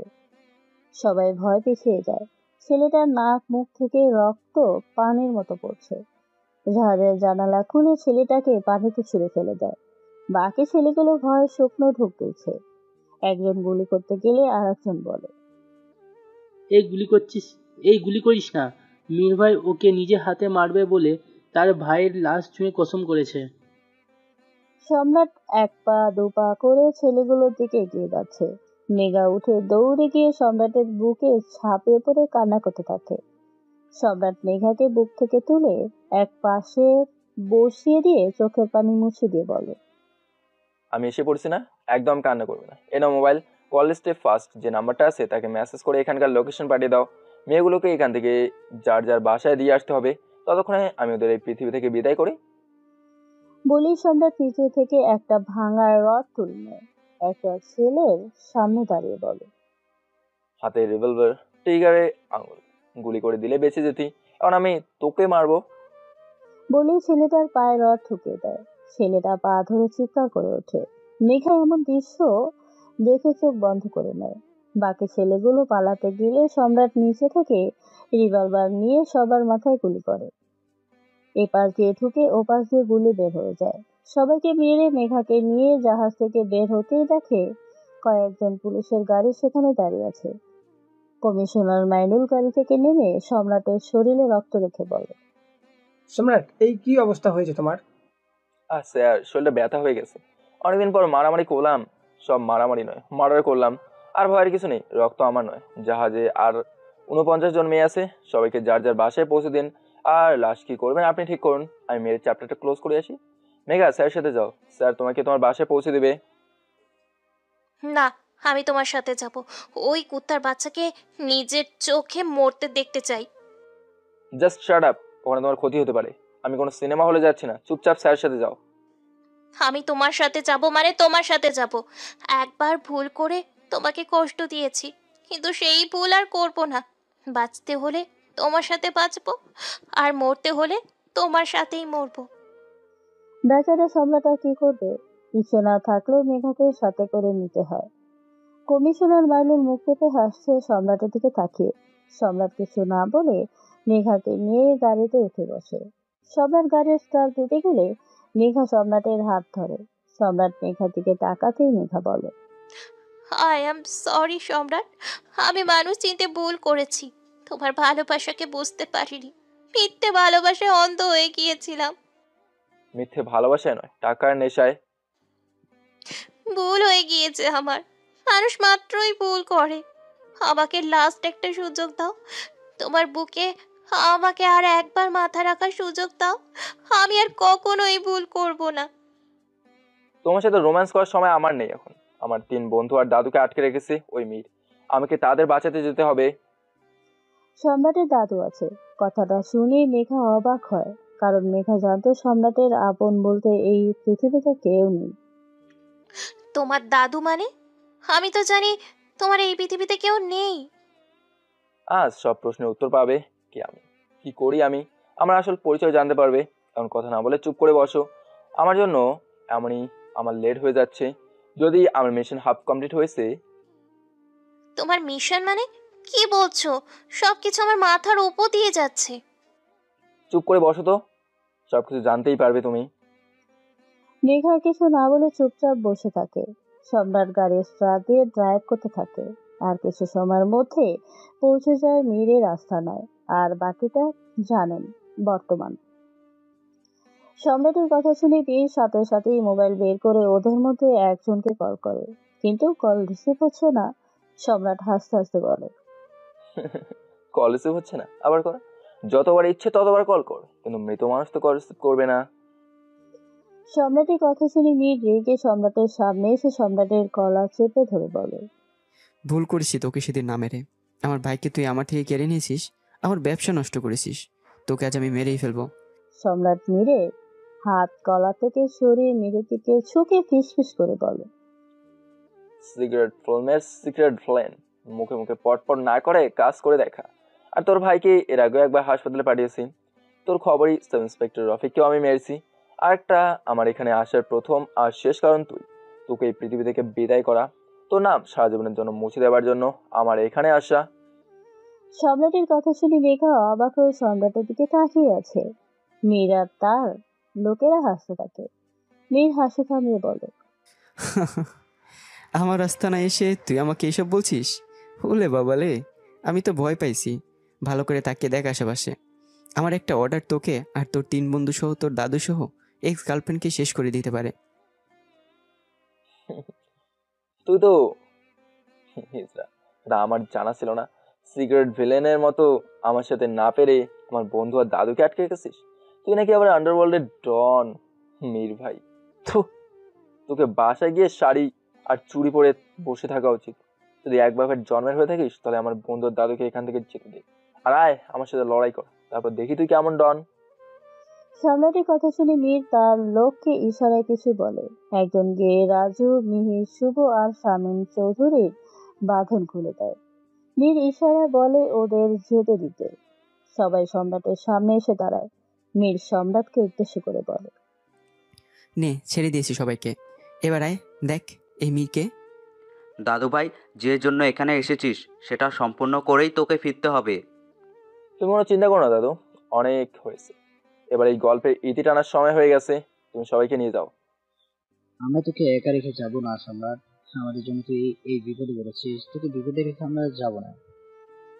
হ্যাঁ সম্রাট, রাজু ঠিকই বলেছে। তোকে একা রেখে আমরা কাপুরুষের মতো পালিয়ে যেতে পারবো না। হ্যাঁ সম্রাট, বাঁচতে হলে একসাথেই বাঁচবো, আর মরতে হলে একসাথেই মরবো। তুই একাই বন্ধুত্বের মান রাখবি, আর আমরা তোকে বিপদে ফেলে রেখে পালাবো, এটা হবে না। থাক, আর সাহস দেখাতে হবে না। চুপচাপ তোরা দাদুর সাথে চলে যা, আমি 10 মিনিট পর আসছি। না, বলেছি, তুই শুনিসনি। আমরা তোকে একা ফেলে রেখে যাবো না মানে যাবো না। ঠিক আছে, তোরা এখানেই দাঁড়া। বলেই সম্রাট এগিয়ে যায় মীরের দিকে। মীরের বুকে ঘুষি দিতে গেলে মীর সম্রাটের হাত ধরে সম্রাটের পায়ে লাথি দেয়। সম্রাট মাটিতে পড়ে যায়। মীর সম্রাটের বুকে ইচ্ছে মতো লাথি দিতে থাকে। সম্রাট বুকে হাত রেখে চোখ বন্ধ করে আছে। মীর সম্রাটের সামনে বসে মুখে ইচ্ছে মতো খুশি দিতে থাকে। সম্রাটের নাক ফেটে রক্ত পড়তে থাকে। রাজু, মিহির আর শুভ আসতে গেলে মীর ওদের পায়ের সামনে গুলি করে বলে, এক কদম সামনে আসলে পরের গলিটা কপালের ওপাশ দিয়ে ঢুকে এপাশ দিয়ে বের হয়ে যাবে। যেখানে আছিস সেখানে দাঁড়িয়ে থাক। সবাই দাঁড়িয়ে যায়। মেঘা সম্রাট সম্রাট করে চিৎকার করছে। মীর হাতে থাকা রিভলভারের নল সম্রাটের কপালে ঠেকিয়ে বলে, ইচ্ছে তো করছে ম্যাগাজিনে সবগুলো গলি তোর মাথায় ঢুকিয়ে দেই, কিন্তু এত সহজে তোকে মারবো না। তুই আমার আদরের ছোট ভাইকে মেরেছিস, আমার ব্যবসা নষ্ট করেছিস, তোকে তিল তিল করে মারবো। বলেই হাতে থাকা রিভলভারের হ্যান্ডেল দিয়ে সম্রাটের মুখে বাড়ি দেয়। সম্রাটের মুখ থেকে রক্ত বের হয়ে যায়। সম্রাট একটা কাশি দিয়ে মুখের ভিতরে থাকা রক্ত ফেলে দিয়ে হাসতে থাকে। মীর সম্রাটকে হাসতে দেখে অবাক হয়ে বলল, তোর কুকুরের জান, এতটা মারার পর তুই হাসছিস? তুই যার জন্য এখানে এসছিস সে কতটা ভয়ঙ্কর সেটা জেনে আসার প্রয়োজন ছিল। আগে তোর চোখের সামনে ওদের মারবো। আমি আমার ভাইকে হারিয়ে যে কষ্ট পেয়েছি তোকেও ঠিক সেই কষ্টই দেব, তারপর তোকে মারবো। বলে মীর উঠে শামীম চৌধুরী আর বাকিদের দিকে এগিয়ে যেতে নিলে সম্রাট মীরের পা ধরে তার দেয়। মীর মাটিতে পড়ে যায়। উঠতে গেলে সম্রাট মীরের হাত তার পাশের ভেতর ঢুকিয়ে চেপে ধরে। মীর চিৎকার করে ওঠে। মীরের লোকজন এগিয়ে আসতে গেলে সম্রাট কোমর থেকে রিভলভার বের করে। সম্রাটের কাছে রিভলভার দেখে মেঘা, রাজু, মীর আর শুভ অবাক হয়ে তাকিয়ে আছে। সম্রাট মীরের লোকজনের দিকে রিভলভার তাক করে বলে, যদি বেঁচে থাকার ইচ্ছে থাকতো যেখানে আসিস সেখানে দাঁড়িয়ে থাক, আমি মাটিতে নয় শুধু বুকে গুলি করব। সবাই ভয় পেয়ে পিছিয়ে যায়। সম্রাট মীরের কলার ধরে টেনে তোলে। মীরের ঠিক নাক বরাবর ঘুষি দিতেই মীরের নাক ফেটে রক্ত বের হয়ে যায়। এবার সম্রাট মীরের হাঁটুতে লাথি দেয়। মীর পা ধরে বসে পড়ে। সম্রাট মীরের ঘাড়ে লাথি দিতেই মীরের মুখ দিয়ে মাটিতে লাগে। মুখে থাকা রক্ত মাটিতে লেগে আছে। সম্রাট মীরের কলার ধরে টেনে তুলে নিজের মাথা দিয়ে মীরের নাকে সমস্ত শরীরে আঘাত করে। মীর কয়েক কদম পিছিয়ে গিয়ে মুখ চেপে ধরে। সম্রাট মীরের কাছে এগিয়ে গিয়ে বুক বরাবর লাথি দেয়। মীর গিয়ে দেয়ালের সাথে ধাক্কা খেয়ে উল্টে মাটিতে পড়ে যায়। সম্রাট মীরের কলার ধরে টেনে বসিয়ে দিয়ে বলে, সৃষ্টিতেই আমি রবীন্দ্রনাথ, বিদ্রোহের কবি নজরুল, কখনোই পাই না ভয়, রক্তচক্ষু এক চুলো। আমি প্রথমে মিলনের কথা বলি, আমি সাম্যের কথা বলি, তোদের মতো অমানুষের অহংকারের প্রাসাদ আমি নির্মম পায়ে দড়ি। আমি সত্যকে বুকে তুলে ভয় ভীতি মৃত্যুর সাথে রোজই খেলা করি। বলেই হাতে থাকা রিভলভারের নল মীরের মুখে ঢুকিয়ে গুলি করে দেয়। মীর পেছনে পড়ে যায়। সম্রাটের দিকে তাকিয়ে থাকতে থাকতে চোখ বন্ধ করে ফেলে। তখনই সেখানে 3টা পুলিশের গাড়ি আসে। মেঘা দৌড়ে সম্রাটের কাছে এসে সম্রাটকে ধরে বলে, পুলিশ এসে গেছে, তুমি তাড়াতাড়ি এখান থেকে পালিয়ে যাও, নয়তো তোমার ফাঁসি হয়ে যাবে।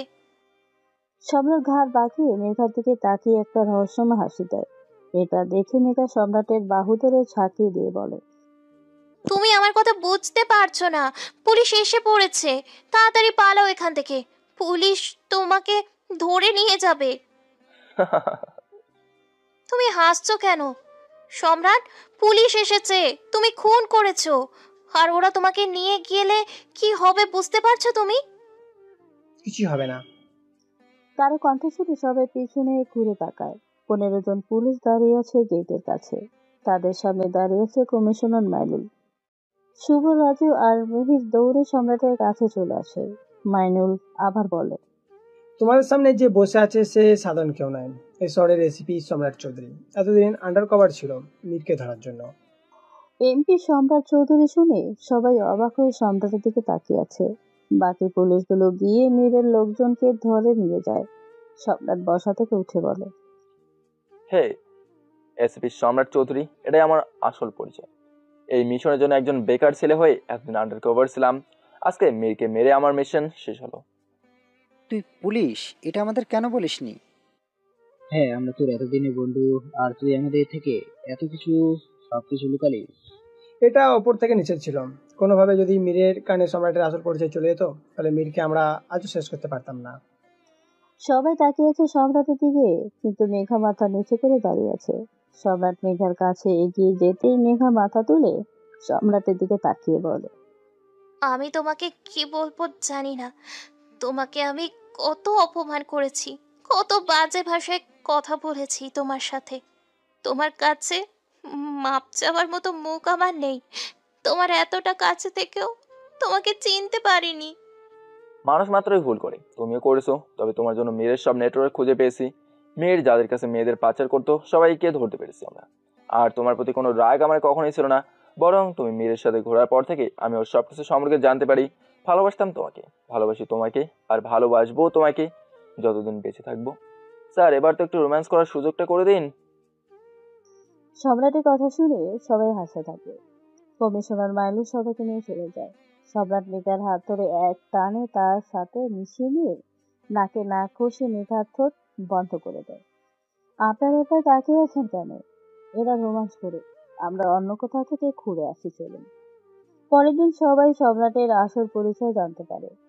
যে রেস্টুরেন্ট থেকে সম্রাট আর তার বন্ধুরা অপমানিত হয়ে এসেছিল, সেই রেস্টুরেন্টের ম্যানেজার আর সেই ছেলেকে চাকরি থেকে বের করে দিয়েছে। শামীম চৌধুরী মেঘার আব্বু আম্মুর সাথে কথা বলে মেঘা আর সম্রাটের বিয়ের দিন তারিখ ঠিক করে। যারা সম্রাটকে অপমান করেছে সবাই সম্রাটের শত্রুতা জেনে নিজেরাই বকা দিচ্ছে। শুনুন, কারো সম্পর্কে না জেনে তার পোশাক দেখে তাকে বিচার করবেন না। সবাই ভালো থাকুন, সুস্থ থাকুন। গল্পটা এখানেই শেষ করছি। আল্লাহ হাফেজ।